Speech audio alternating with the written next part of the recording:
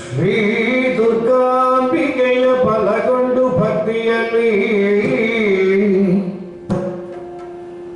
ಅಂಬಿಕಾ ಸುತ ವಿಘ್ನರಾಜನ ಪಿರಿದು ಸಂಸ್ತುತಿಸಿ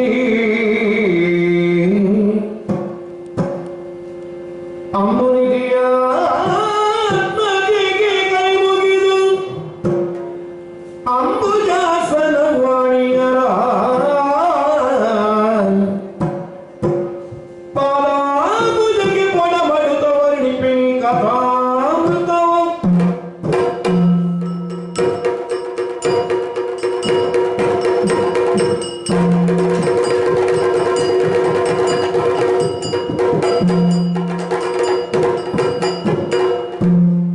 ಆಗಸುತನ್ವನು ಬೇಗ ಕಿರಣಕನು ಮಾಡುತ್ತ ಮುದದಿಂದ ಮಾಡುತ್ತ ಚನ್ನಕ್ಕೆ ಕುಂದಿಸುತ್ತ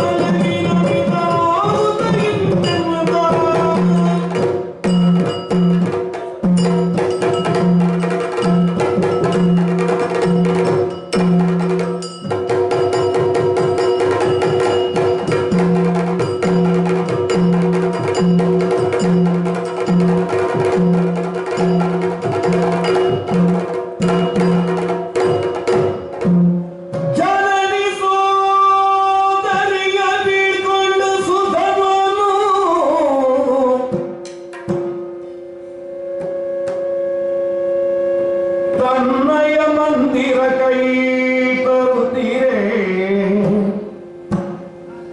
ಅನಿತರುಳತನ ರಾಣಿ ಪ್ರಭಾವತಿ ಕನಕದ ಪಾತ್ರೆಯುಳ್ಳು ಅನುಲೇಪನ ಕಸ್ತೂರಿ ವೀಳ್ಯಂಗಳ ಮಿನುಗುವ ಸಂಪಿಗೆ ಪೂಗಳಿರಿಸಿ ಜನನಿ ಸೋದರಿಯ ಬೀಳ್ಕೊಂಡು ಸುಧನ್ವನ್ನು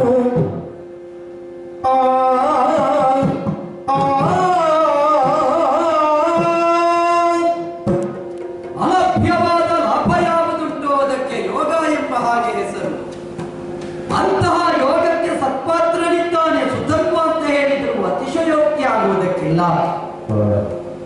ಉತ್ತರದ ಎತ್ತರದಿಂದ ದಕ್ಷಿಣಾವರ್ತದತ್ತ ಮುಖ ಮಾಡಿದೆ ಪಾಂಡವರ ಮಖಾಶ್ವ ಎನ್ನುವಂತಹ ವದಂತಿ ನಮ್ಮ ಅಪ್ಪಯ್ಯನಿಗೆ ಚಾರಕರ ಮುಖಾಂತರ ತಿಳಿದು ಬಂತು.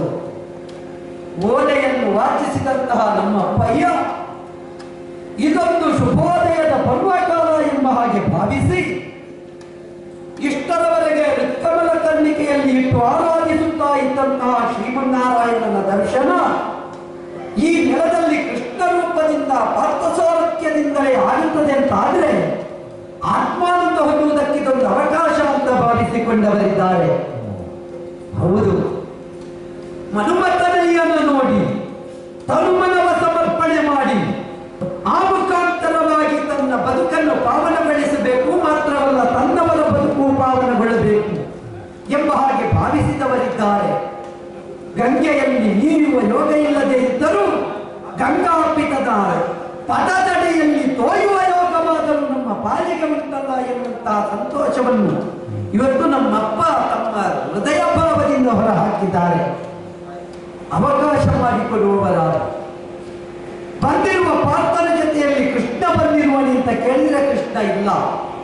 ಕೃಷ್ಣ ಸಾರಥ್ಯದಿಂದ ಪರಿವೇಷ್ಟಿತವಾದ ಅಮೃತವನ್ನಡೆದಿ ಅರ್ಜುನ ಬರುತ್ತಾ ಇದ್ರೆ ಆವಾಗ ನಮ್ಮ ಯೋಚನೆ ಎರಡು ಬದಲಾಗುತ್ತಾ ಇತ್ತು. ಆದರೆ ಇಲ್ಲಿ ಹಾಗಾಗಲಿಲ್ಲ. ಸಾಮಾನ್ಯ ಸಾರಥಿಯನ್ನು ಇಟ್ಟುಕೊಂಡು ದಕ್ಷಿಣಾವರ್ತದ ಗಂಡು ಮಕ್ಕಳಿಗೆ ಬೆಟ್ಟು ಆಗಿ ನಿಂತು ಬೆಟ್ಟದಂತಿದ್ದ ನಮ್ಮ ಅಭಿಲಾಷೆಯನ್ನು ಇವತ್ತು ಕಡೆಗಾಣಿಸ್ತಾರೆ ಅಂತಾದ್ರೆ ನಮ್ಮ ಅಂತರಂಗದ ಹರಿಭಕ್ತಿಯ ಗುಟ್ಟನ್ನು ಬಚ್ಚಿಡುವುದಕ್ಕಿಲ್ಲ ಬಿಚ್ಚಿಡುವುದಕ್ಕಿದ್ದೇವೆ ಅಂತ ತೋರಿಸುವುದಕ್ಕೆ ಸಿದ್ಧರಾಗಿದ್ದಾರೆ ನಮ್ಮ ಅಪ್ಪಯ್ಯ. ಪಾಂಡವರ ಯಜ್ಞಾಶವನ್ನು ಕಟ್ಟಿ ಹಾಕಿಸಿದ್ದಾರೆ.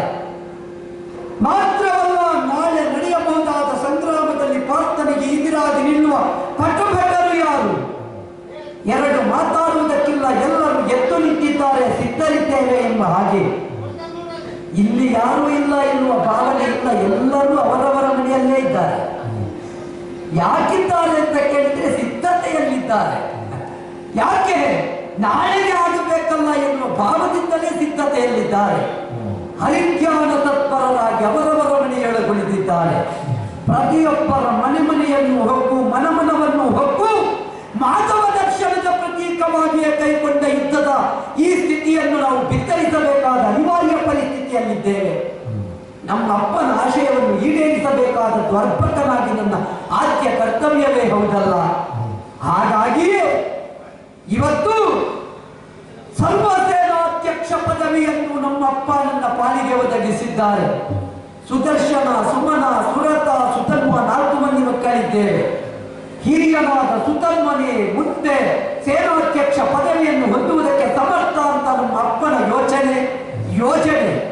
ಅವರ ಆಯೋಜನೆಯನ್ನು ಅವರ ತಮ್ಮಂದಿರಾದ 7 ಮಂದಿ ನನ್ನ ಚಿಕ್ಕಪ್ಪಂದಿರು ಒಪ್ಪಿಕೊಂಡವರಿದ್ದಾರೆ. ಧರ್ಮವಾಹ, ನ್ಯಾಯವರ್ತಿ ಮುಖ್ಯರೆಲ್ಲ. ಹಾಗಾಗಿ ಅವರೆಲ್ಲರ ಒಪ್ಪಿಗೆ ಎನ್ಮಯ. ಮಾತ್ರವಲ್ಲ, ರಾಜಪುರೋಹಿತರಾದಂತಹ ಶಂಕರಚಿತ್ತರ ಒಪ್ಪಿಗೆ ಎನ್ಮಯ. ಇವತ್ತು ಸೇನಾಧ್ಯಕ್ಷ ಪದವಿಯನ್ನು ನಾನು ಅಂಗೀಕರಿಸಿದವನಿದ್ದೇನೆ. ಈ ವೇಳೆಯಲ್ಲಿ ಅಪ್ಪಯ್ಯನ ಪದಮೂಲಕ್ಕೆ ಪಡಮಟ್ಟಿದ್ದೇನೆ. ಆತ್ಮವಾಕ್ಯೊಂದನ್ನು ಹೊರಡಿಸಿದ್ದಾರೆ. ನಾಳೆ ಪ್ರಾರ್ಥನ ಕೂಡೆ ನಡೆಯಬಹುದಾದ ಸಂಗ್ರಾಮದಲ್ಲಿ ಯಾರಾದರೂ ಭಯದಿಂದ ರಣಕ್ಕೆ ಹಿಮ್ಮೆಟ್ಟಿರಿ ಎಂದಾದರೆ ಅಂತಹವರನ್ನು ತಪ್ತ ತೈಲ ಕಟಾಹಕ್ಕೆ ದೂಡಲಾಗುವುದು. ಕುದಿಯುವ ಎಣ್ಣೆಯ ಕೊಪ್ಪಳಿಗೆಗೆ ಬೀಳಿಸಲಾಗುವುದು. ಆದ್ದರಿಂದ ಯಾರೂ ಹಿಂಜರಿಯಕೂಡದು.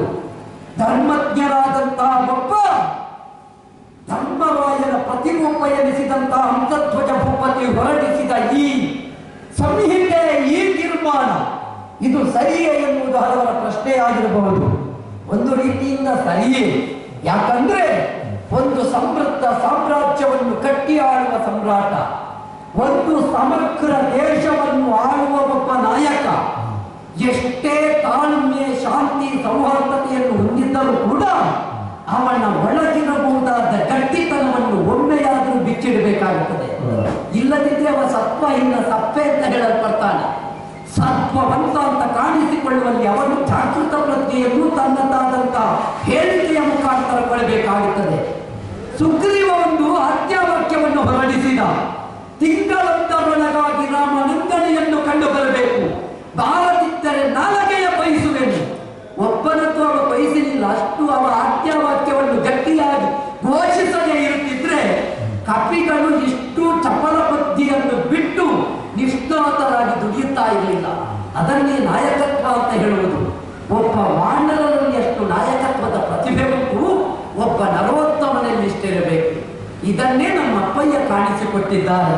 ಹಾಗಾದ ಕಾರಣ ಅದನ್ನು ಪ್ರತಿಯೊಬ್ಬರು ಒಪ್ಪಿದವರು ಇದ್ದಾರೆ.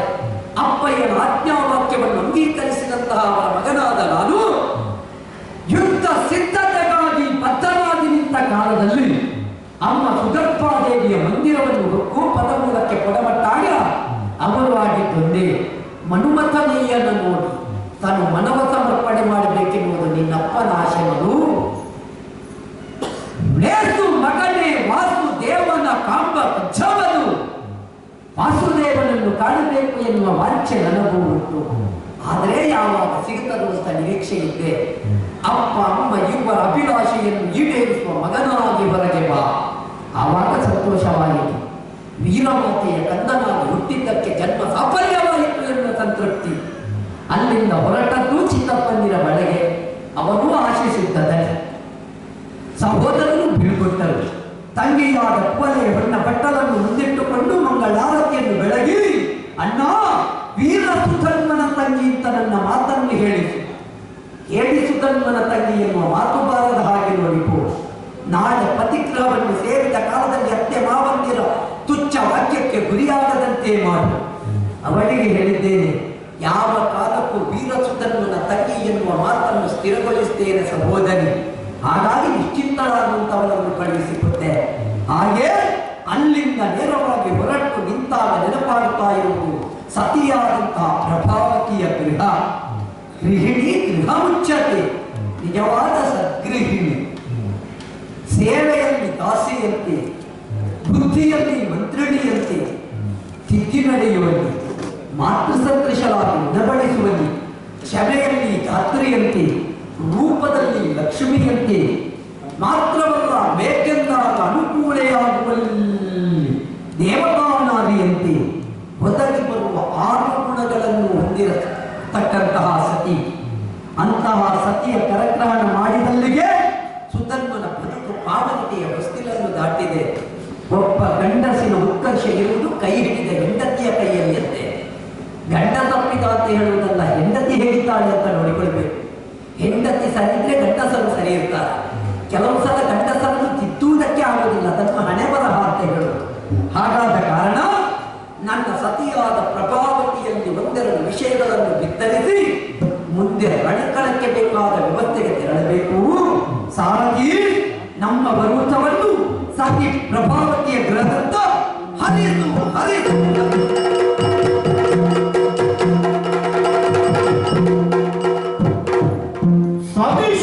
ಸತಿಶಿರೋಮಣಿ ಪ್ರಭಾವತಿ ಸೊಬಗಿನಲ್ಲಿ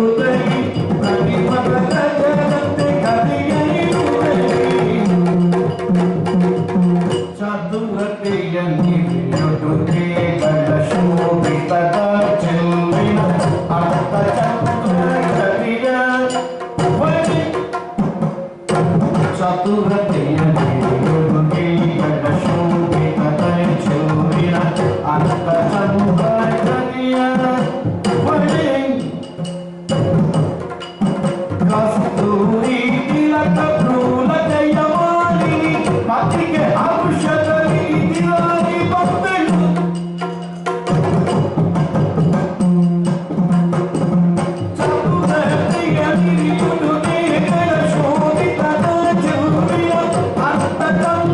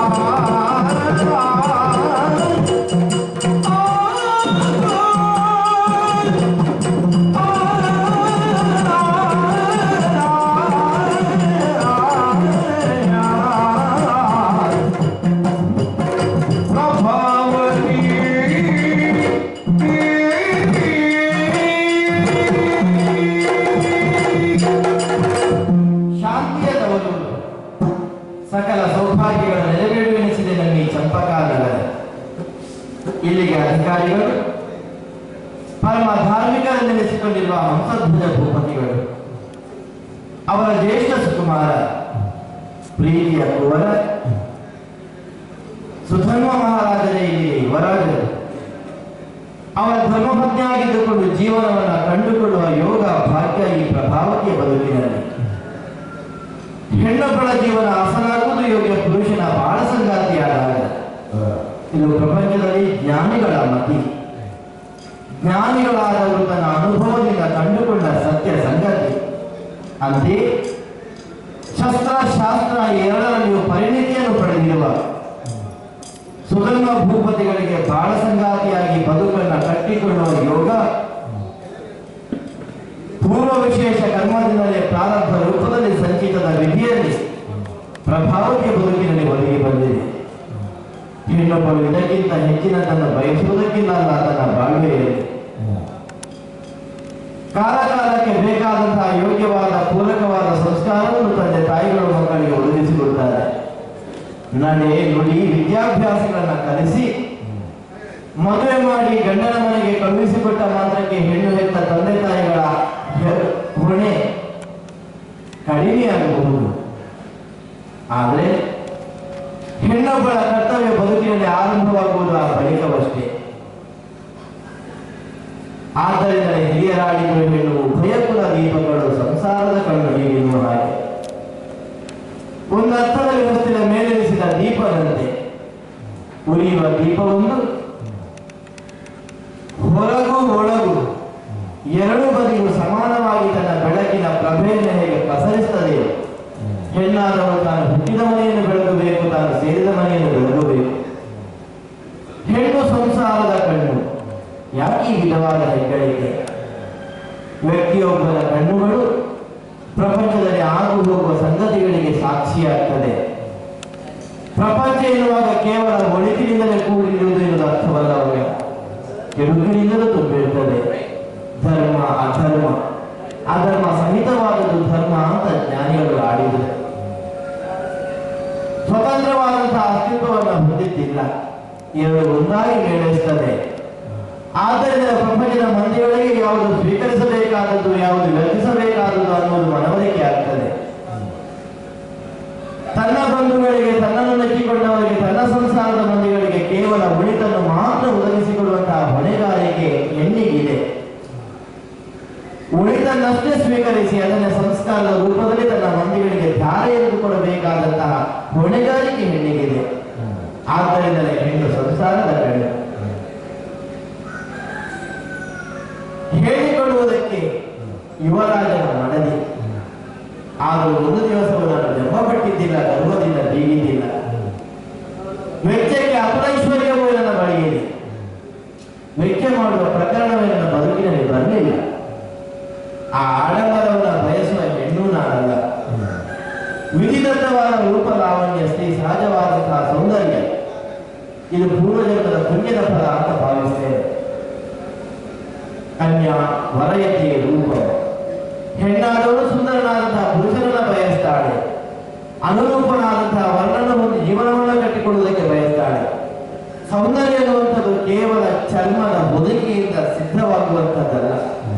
ಇಲ್ಲಿದ್ದರೆ ಕೆಲ ವರ್ಷಗಳು ಕಳೆದು ಹೋದರೆ ನಾಲ್ಕು ಹಲ್ಲು ಬಿದ್ದು ಹೋಗ್ತದೆ, ಚರ್ಮ ಸೊಕ್ಕುಗಟ್ಟುತ್ತದೆ. ಹಾಗಾದರೆ ಸ್ಥಾಯಿಯಾದಂತಹ ಸೌಂದರ್ಯವಾಗುವುದು ಅದು ಅಂತರಂಗದ ಭಾವ.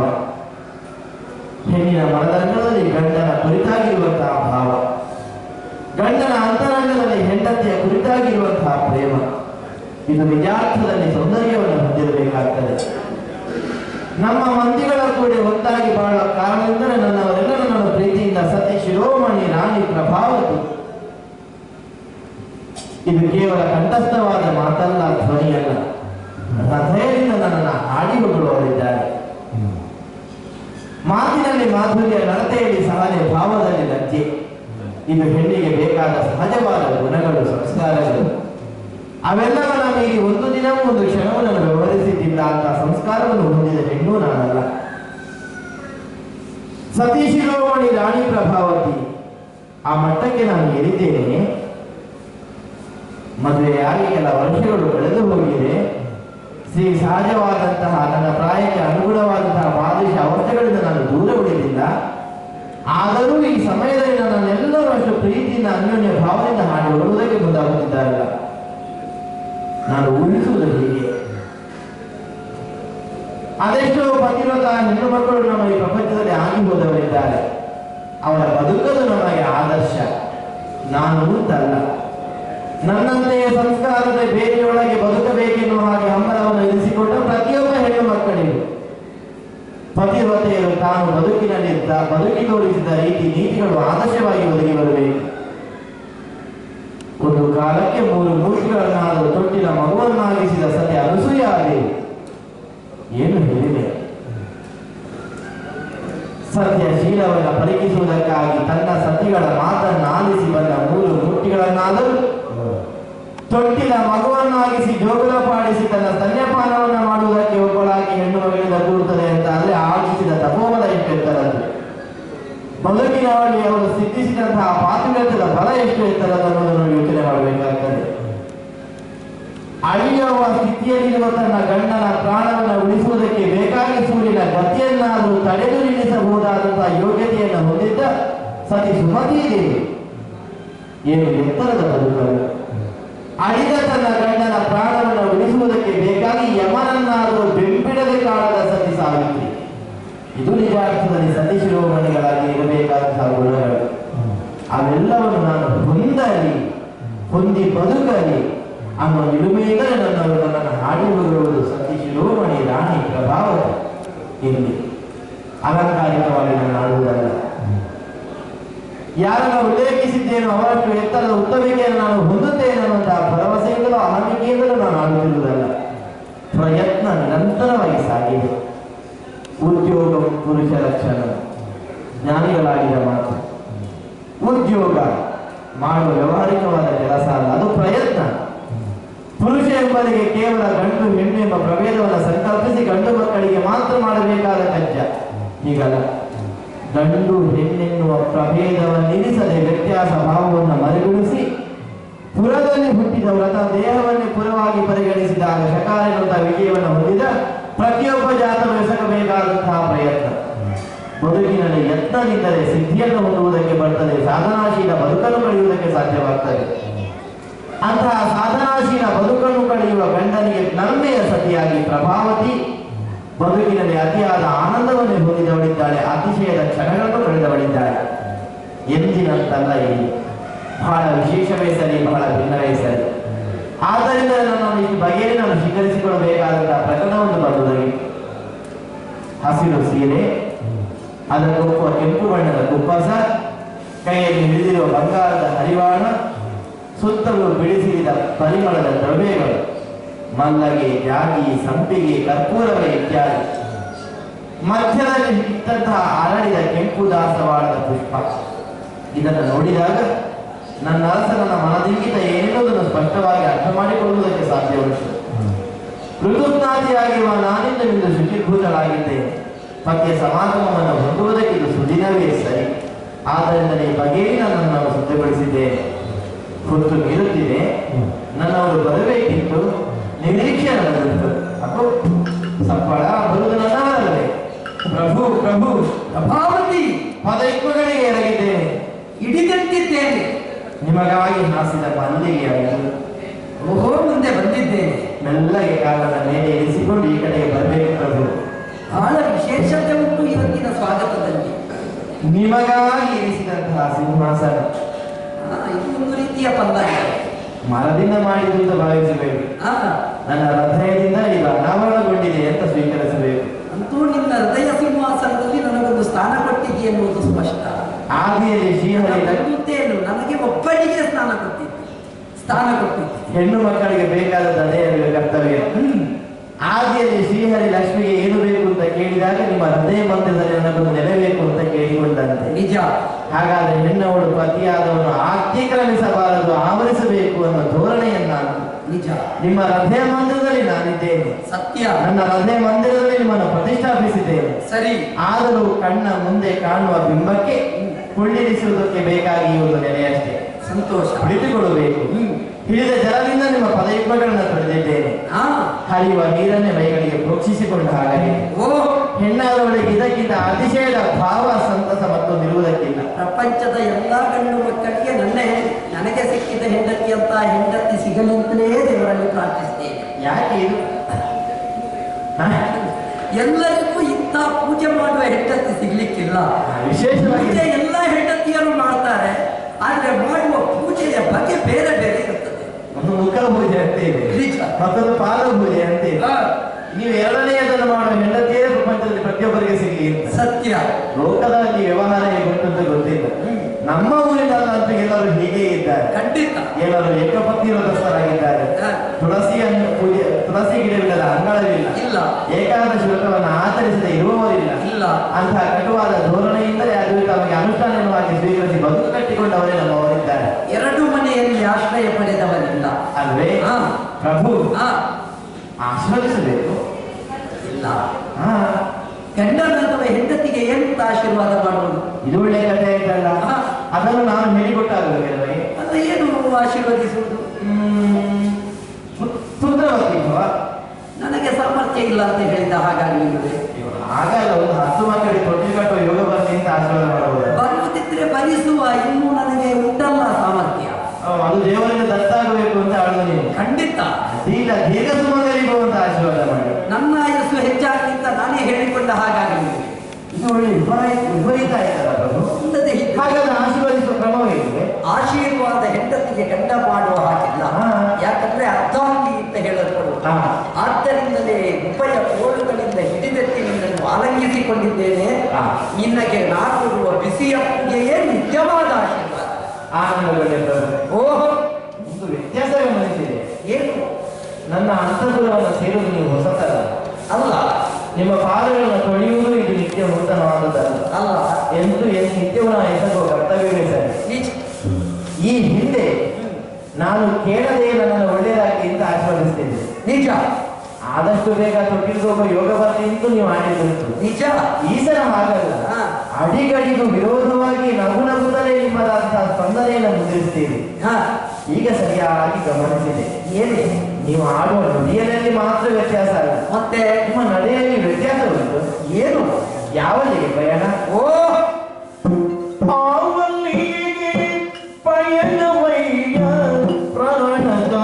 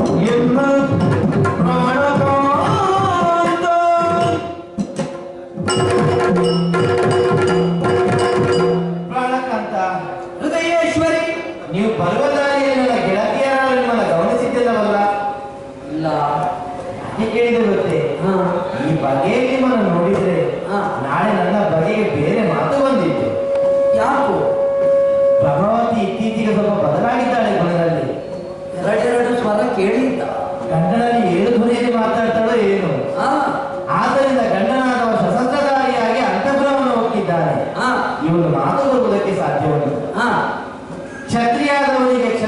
ಛತ್ರಿಯೋಚಿತವಾದ ಉಡುಗೆ ತೊಡುಗೆಗಳು ಭೂಷಣ. ನಿಜ. ಅಂದ ಚೆಂದ ಅನ್ನುವುದು ಪ್ರಕಟಗೊಳ್ಳುವುದು ಅನಾವರಣಗೊಳ್ಳುವುದು ಆ ನೆಲೆಯಿಂದ. ನಿಜ ಸ್ವಾಮಿ. ಆದರೆ ಪತಿಯಾದವನು ಸತಿಯನ್ನ ಕಾಣುವುದಕ್ಕೆ ಬರುವಾಗ ಆ ಅನಿವಾರ್ಯತೆ ಇಲ್ಲ ಅಂತ ಭಾವಿಸ್ತೇನೆ. ಎಲ್ಲವನ್ನೂ ಶಸ್ತ್ರಾಗಾರದಲ್ಲಿ ತೆಗೆದಿಟ್ಟೇ ಬರುವುದು ಕ್ರಮ. ಮದನ ಸದೃಶನಾಗಿ ಬರಬೇಕಾದಂತಹ ಪತಿದೇವ ಇಂದು ಕ್ಷತ್ರಿಯೋಚಿತವಾದಂತಹ ಉಡುಗೆ ತೊಡುಗೆಗಳಿಂದ ಅಲಂಕರಿಸಿಕೊಂಡು ಹೆಂಡತಿಯ ಕಡೆಗೆ ಗಾಂಭೀರ್ಯದಿಂದಲೇ ನಡೆಯಿಂದ ಬಂದಿದ್ದಾನೆ ಅಂತ ಆದರೆ ಏನೋ ಒಂದು ನಿಲುಮೆಯಲ್ಲಿ ನೆಲೆಯಲ್ಲಿ ವ್ಯತ್ಯಾಸ ಉಂಟು ಅಂತ ಅರ್ಥವಲ್ಲವೇ? ಮದನ ಸದೃಶನಾಗಿ ಬರುವವ ಮದನ ವೈರಿಯಂತೆ ಬಂದಿದ್ದಾನೆ. ಕಾಣುವುದಕ್ಕೆ ಹಾಗೆ ಕಾಣಿಸ್ತದೆ. ನಿನಗೆ ಇದರ ಹತನ ಗೊತ್ತಾಗಲಿಲ್ಲ. ಮದನ ವೈರಿ ಅಂತ ಯಾಕೆ ಉಲ್ಲೇಖ ಮಾಡಲಿಲ್ಲ? ಅವನು ಮದನ ವೈರಿ ಆದ ಕಾರಣ ರತಿ ತನ್ನ ಪತಿಯನ್ನು ಕಳೆದುಕೊಡಬೇಕಾಯಿತು. ನಿಜ. ಅಂತ ಒಂದು ಸ್ಥಿತಿ ಬರಬಾರದು ಅನ್ನೋ ಕಾರಣಕ್ಕಾಗಿ ಅಪಶಕುನದ ನೆಲೆಯನ್ನು ನಾನು ಹಿಂದೆ ಉಳಿದ್ದೇನೆ. ಆದ್ರೂ ಭೈರವನ ಕೋಪಕ್ಕಿಂತ ನಿಮ್ಮ ಕೋಪ ಕಾರಣದಲ್ಲಿ ಕಡಿಮೆ ಆಗಿದ್ದಿಲ್ಲ. ಏನೋ ಒಂದು ಸಾಧಿಸುವ ಸ್ಥೈರ್ಯ ಸಾಧಿಸಬೇಕೆನ್ನುವ ಸ್ಮೃತಿ ಇದನ್ನ ಸ್ಪಷ್ಟವಾಗಿ ನಾನು ಗುರುತಿಸಿಕೊಂಡವಳಿದ್ದೇನೆ. ಹೊರಟುಳಿದ ಗಂಡನನ್ನ ತಡೆದು ಯಾವ ಕಡೆಗೆ ಎಲ್ಲಿಗೆ ಅಂತ ಕೇಳುವ ಅಧಿಕಾರ ಸತಿಯಾದವಳಿಗೆ ಇಲ್ಲ. ಕೂಡದು. ಆದರೂ ಹೆಣ್ಣಾದವಳಿಗೆ ಹೆಂಡತಿಯಾದವಳಿಗೆ ತನ್ನ ಪತಿಯ ಗಮನದ ಕುರಿತಾಗಿ ಗೊತ್ತಿರಲೇಬೇಕಾಗ್ತದೆ. ಖಂಡಿತ. ಮನೆಯವರು ಕೇಳ್ತಾರೆ ಅನ್ನೋ ಒಂದು ಕಾರಣಕ್ಕಾಗಿ ಅಲ್ಲ, ಅವಳ ಆತ್ಮತೃಪ್ತಿಗೆ ಬೇಕಾಗಿ ತನ್ನ ಪತಿ ಹೊತ್ತಿಗೆ ಇಲ್ಲಿದ್ದಾನೆ ಈ ವಿಚಾರವನ್ನು ಹೆಣ್ಣಾದವಳಿಗೆ ತಿಳಿಸಲೇಬೇಕಾಗ್ತದೆ. ಆದ್ದರಿಂದಲೇ ನಿಮ್ಮನ್ನ ಕಂಡು ಜೊತೆಗೆ ಆ ವಿಚಾರವನ್ನು ಮನಗಂಡು ನಿಮ್ಮನ್ನು ಪ್ರಶ್ನಿಸುವುದಕ್ಕಾಗಿ ಮುಂದಾಗಿದ್ದೇನೆ. ನೀವು ಎದೆಯಲ್ಲಿ ಅವಚಿತ ಕವಚ, ಬೆನ್ನಿಗೆ ಬಿಗಿದಂತಹ ತುಂಬಿದ ತೂಣೀರ, ಇಕ್ಕಟ್ಟಿಗೆ ಸೇರಿಸಿದ ಕಠಾರಿ, ಕೈಯಲ್ಲಿ ಧರಿಸಿರುವ ಧನುರ್ದಂಡ, ಮುಡಿಗೇರಿಸಿದ ಶಿರಸ್ತ್ರಾಣ, ರಾಜಗಂಭೀರದ ನಡೆ, ಜೊತೆಗೆ ಬರುವ ನಿಮ್ಮ ಆ ವೇಗದ ಮಿತಿ, ಏರಿದ ಗತಿ, ನಿಮ್ಮ ಧಾವಂತದ ನಡೆ ಸ್ಪಷ್ಟವಾಗಿ ಗಮನಿಸಿದೆ ಪ್ರಭು. ಕೇವಲ ಯುದ್ಧ ಸಮಯದಲ್ಲಿ ಬಳಸಬಹುದಾದಂತಹ ಷಟ್ಚಕ್ರವುಳ್ಳಂತಹ ರಥ ಚಂದನವನ್ನೇರಿ ನೀವು ಈ ಕಡೆಗೆ ಬಂದಿದ್ದೀರಿ. ನಿಜ. ದೂರದ ಕಡೆಗೆ ಕಣ್ಣನ್ನು ಹರಿಯಬಿಟ್ರೆ ಸಾರಥಿ ಇನ್ನು ರಥವನ್ನು ಕೆಳಗೆ ಇಳಿದು ಬಂದಿಲ್ಲ. ಇಲ್ಲ. ರಥ ಕುದುರೆಯಾದರೂ 3 ಕಾಲಲ್ಲಿ ನಿಂತಿದೆ. ನಿಜ. ಒಂದು ಕಾಲನ ಮೇಲೆ ಕೆತ್ತಿ ಇನ್ನೇನು ಓಟಕ್ಕೆ ಸಿದ್ಧವಾಗಿದೆ ಅನ್ನುವ ಹಾಗೆ ಇವೆಲ್ಲವನ್ನು ಗಮನಿಸುವಾಗ ಕೇವಲ ನನ್ನನ್ನು ಕಂಡು ಇಲ್ಲಿ ಹೊತ್ತು ಕಳೆಯುವುದಕ್ಕಾಗಿ ನೀವು ಬಂದವರಲ್ಲ. ಏನೋ ಒಂದು ವಿಚಾರವನ್ನು ಪ್ರಸ್ತಾಪಿಸಿ ವಿವಾಹ ಹೀಗಿದೆ ಅನ್ನುವುದನ್ನು ಅರಿವಿ ಇಲ್ಲಿಂದ ಕಾನು ಜಾರಿಸುವುದಕ್ಕಾಗಿ ಬಂದದ್ದು ಅಂತ ಸ್ಪಷ್ಟ. ಸ್ವಾಮಿ ಏನು ಅಂತ ಹೇಳಬೇಕು? ಯಾವ ಕಡೆಗೆ ಪ್ರಯಾಣ? ಎನಿ ನಿಮ್ಮ ವದನದ ಅದನ ಒಮ್ಮೆ ಎಣಿಸಬಹುದೇ? ಓ ಕಾಂತೆ ನಳಿನಾಕ್ಷಿ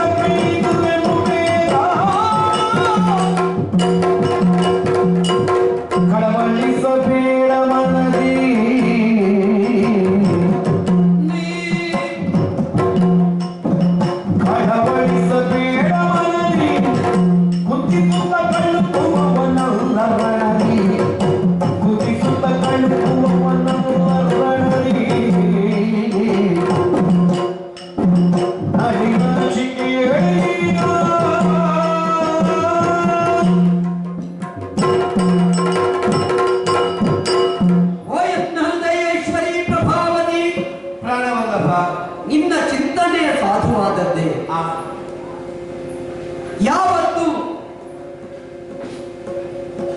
ರಾಜೋಚಿತವಾದ ಉಡುಗೆ ತೊಡುಗೆಗಳನ್ನು ರಾಜಭವನದಲ್ಲೇ ಇಟ್ಟು ನಿನ್ನನ್ನು ಕಾಣುವುದಕ್ಕಾಗಿ ಕೇವಲ ಸಾಮಾನ್ಯ ಮನುಷ್ಯ ಮನುಷ್ಯರಂತೆ ನಿನ್ನಲ್ಲಿಗೆ ಬರ್ತಾ ಇದ್ದವ ನಾನು. ಸಭಾ ಮಧ್ಯದಲ್ಲಿ ನಿಮ್ಮ ಬಗೆ ಒಂದು, ನನ್ನಲ್ಲಿಗೆ ಬರುವಾಗ ನಿಮ್ಮ ರೀತಿ ಇನ್ನೊಂದು. ಖಂಡಿತ. ಆದರೆ ಅಲ್ಲಿದ್ದಂತಹ ಯಾವ ಭಾವ ಉಂಟು ಅದು ಸತಿಯ ಗೃಹಕ್ಕೆ ಬರುವಾಗ ಬದಲಾಗಬೇಕಾಗಿತ್ತು. ಆದರೆ ಬದಲಾಗದ ಭಾವದಿಂದಲೇ ಇಲ್ಲಿಗೆ ಬಂದಿದ್ದೇನೆ ಅಂತಾದ್ರೆ ನಿಮ್ಮ ಮನದ ಭಾವ ಏನು ಅಂತ ಗೊತ್ತಾಗಲಿಲ್ಲ. ಉಂಟು. ನಿನಗೂ ವರ್ತಮಾನ ತಿಳಿದಿರಬಹುದು. ಯಾವ ಹೆಣ್ಣಾದವಳನ್ನು ನಳಿನಾಕ್ಷಿ ಅಂತ ಪ್ರಾಜ್ಞರು ಕೊಂಡಾಡಿದರು. ತಾವರೆ ಒಂದು ಅರಳುತ್ತದೆ, ಎಲ್ಲ ದಿಕ್ಕಿಗೂ ತನ್ನ ಹೆಸರನ್ನು ಪಸರಿಸುತ್ತದೆ. ಅದರ ಅರ್ಥ ಏನು ಬಲ್ಲೆಯ?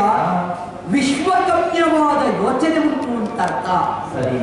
ಸೂರ್ಯನು ಬೆಳಕು ಕೊಡುವಾಗ ಪಂಡಿತ ಪಾಮರ, ದೀನ ದಲಿತ ಮಾತ್ರವಲ್ಲ ಪಟವ ಬಲ್ಲಿದ ಯಾವ ಭೇದವನ್ನು ಕಲ್ಪಿಸುವುದಿಲ್ಲ. ಹೌದು ತಾನೇ? ಪ್ರಪಂಚದಲ್ಲಿ ಯಾರ ವ್ಯವಹಾರದಲ್ಲಾದ್ರೂ ಅಸ್ತವ್ಯಸ್ತ ಆಗ್ತದೆ. ಸೂರ್ಯನ ವ್ಯವಹಾರದಲ್ಲಿ ಅಸ್ತವ್ಯಸ್ತ ಇಲ್ಲ. ಆದ್ದರಿಂದ ಅವರನ್ನು ಜಗಚ್ಚಕ್ಷು ಅಂತ ಕರೆದರು ಅಲ್ವೇ? ತಾವರೆಯ ಲಕ್ಷ್ಯವೂ ಅದೇ. ತಾವರೆಯೊಂದು ಪದುಮನಾಭನ ಪೀಠವಾಗುವುದು ಯಾವ ಕಾರಣದಿಂದ ಬಲ್ಲೆಯ? ಅದು ಅಂತಹ ಪಾವಿತ್ರ್ಯವನ್ನು ಹೊಂದಿದ್ದುದರಿಂದಲೇ. ಕೆಸರಲ್ಲಿ ಹುಟ್ಟಿದ ತಾವರೆಯ ಪುಷ್ಪವೊಂದು ದೇವರ ಮುಡಿಯನ್ನ ಸೇರ್ತದೆ. ಕೆಸರಲು ಹುಟ್ಟಿದ ತಾವರೆಯದು ಪದ್ಮನಾಭನ ಮುಡಿ ಸೇರದೆ. ಆದರೆ ಯಾವುದೋ ಬೆಟ್ಟದ ಮೂಲೆಯಲ್ಲಿ ಸ್ವಚ್ಛಂದವಾದ ಪರಿಸರದಲ್ಲಿ ಹಾಕಿದ ಪುಷ್ಪವಾದರೂ ಸರಿ ಭಗವಂತನ ಸಾನ್ನಿಧ್ಯವನ್ನು ಹೊಂದಬೇಕು ಅಂತಾನೆ ಸಾಧ್ಯವಾಗುವುದಿಲ್ಲ ಅದಕ್ಕೆ. ಆದ್ದರಿಂದಲೇ ಕಮಲವನ್ನು ಕಮಲನಾಭನಾದ ಶ್ರೀಹರಿ ಕೈ ಹಿಡಿದಿದ್ದಾನೆ.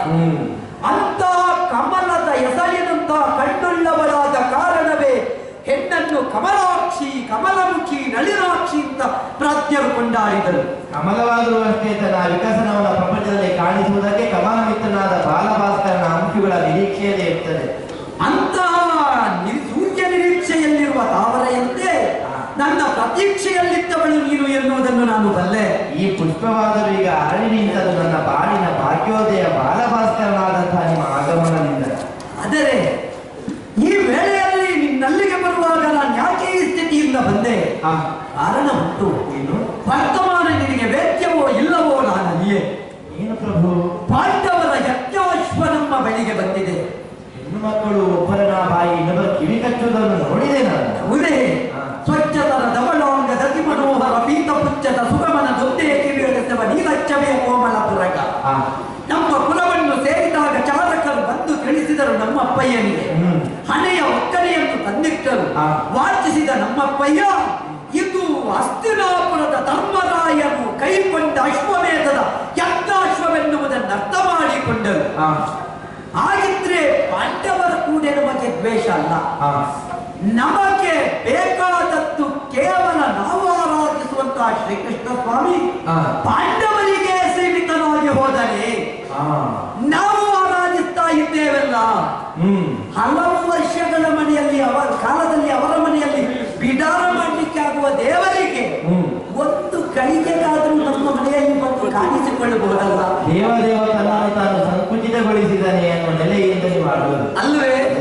ಆದ್ದರಿಂದಲೇ ನಾವು ಅಷ್ಟು ಸಂಕುಚಿತರೇ, ನಾವು ಅದಕ್ಕೆ ಉಚಿತರೇ. ಹೌದಲ್ಲ? ಆ ನಿಟ್ಟಿನಿಂದಲೇ ನಮ್ಮಪ್ಪಯ್ಯ ಯಜ್ಞಾಶ್ವವನ್ನು ಕಟ್ಟಿಸಿ ಹಾಕಿದ್ದಾರೆ. ಪಾರ್ಥನನ್ನು ಎದುರಿಸಬೇಕು. ಆ ಮುಖಾಂತರ ಅಶ್ವವನ್ನು ಕಟ್ಟಿ ಹಾಕಬೇಕು. ಅರ್ಜುನನ ಕೂಡ ಸಂಗ್ರಾಮ ಏರ್ಪಡ್ತದೆ. ಸಂಗ್ರಾಮ ಏರ್ಪಟ್ಟಿತ್ತು ಅಂತಾದ್ರೆ ಅರ್ಜುನನನ್ನೇ ಸೋಲಿಸಬೇಕು. ಮೂಗನ್ನು ಹಿಡಿದೆಳೆದಾಗ ಮುಖ ಬರ್ತದೆ. ಶರೀರವನ್ನು ನಿರ್ಬಂಧಿಸಿದಾಗ ಅದರ ಹಿಂದಿರುವ ಛಾಯೆಯು ತಾನಲ್ಲಿ ದಿನವಾಗಿ ನಿಲ್ಲುತ್ತದೆ. ಹಾಗಾದ ಕಾರಣ ಒಂದು ಕಾಲದಲ್ಲಿ ಹೇಳ್ತಾನಂತೆ, ಪಾಂಡವಾನಾಂ ಮಮ ಧನಂಜಯೋಸ್ಮಿ. ಹಾಗಿದ್ರೆ ಧನಂಜಯನನ್ನೇ ಇಂದು ಕಟ್ಟಿದೆ ಅಂತಾದ್ರೆ ಅವನಲ್ಲಿ ಅಂತರ್ಗತವಾಗಿರುವಂತಹ ಶ್ರೀಕೃಷ್ಣ ಸ್ವಾಮಿ ಬಹಿರ್ಮುಖನಾಗಿ ನಮಗೆ ಕಾಣಿಸುವುದಕ್ಕೆ ಯಾಕೆ ಸಾಧ್ಯ ಇಲ್ಲ?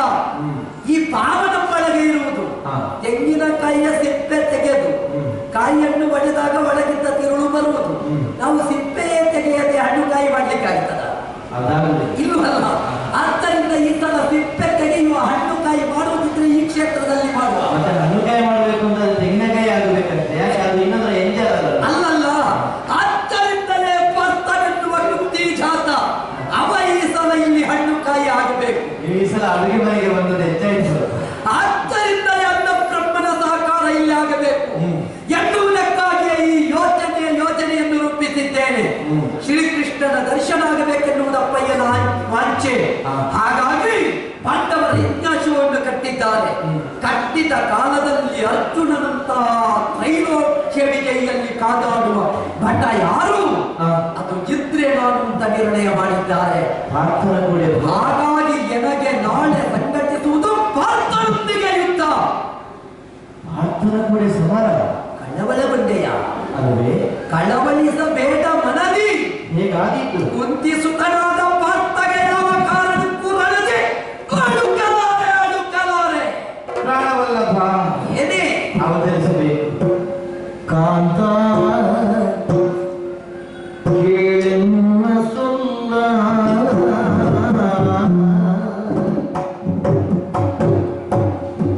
ಕಾಂತ ಕೇಳೆನ್ನ ಸೊಲ್ಲ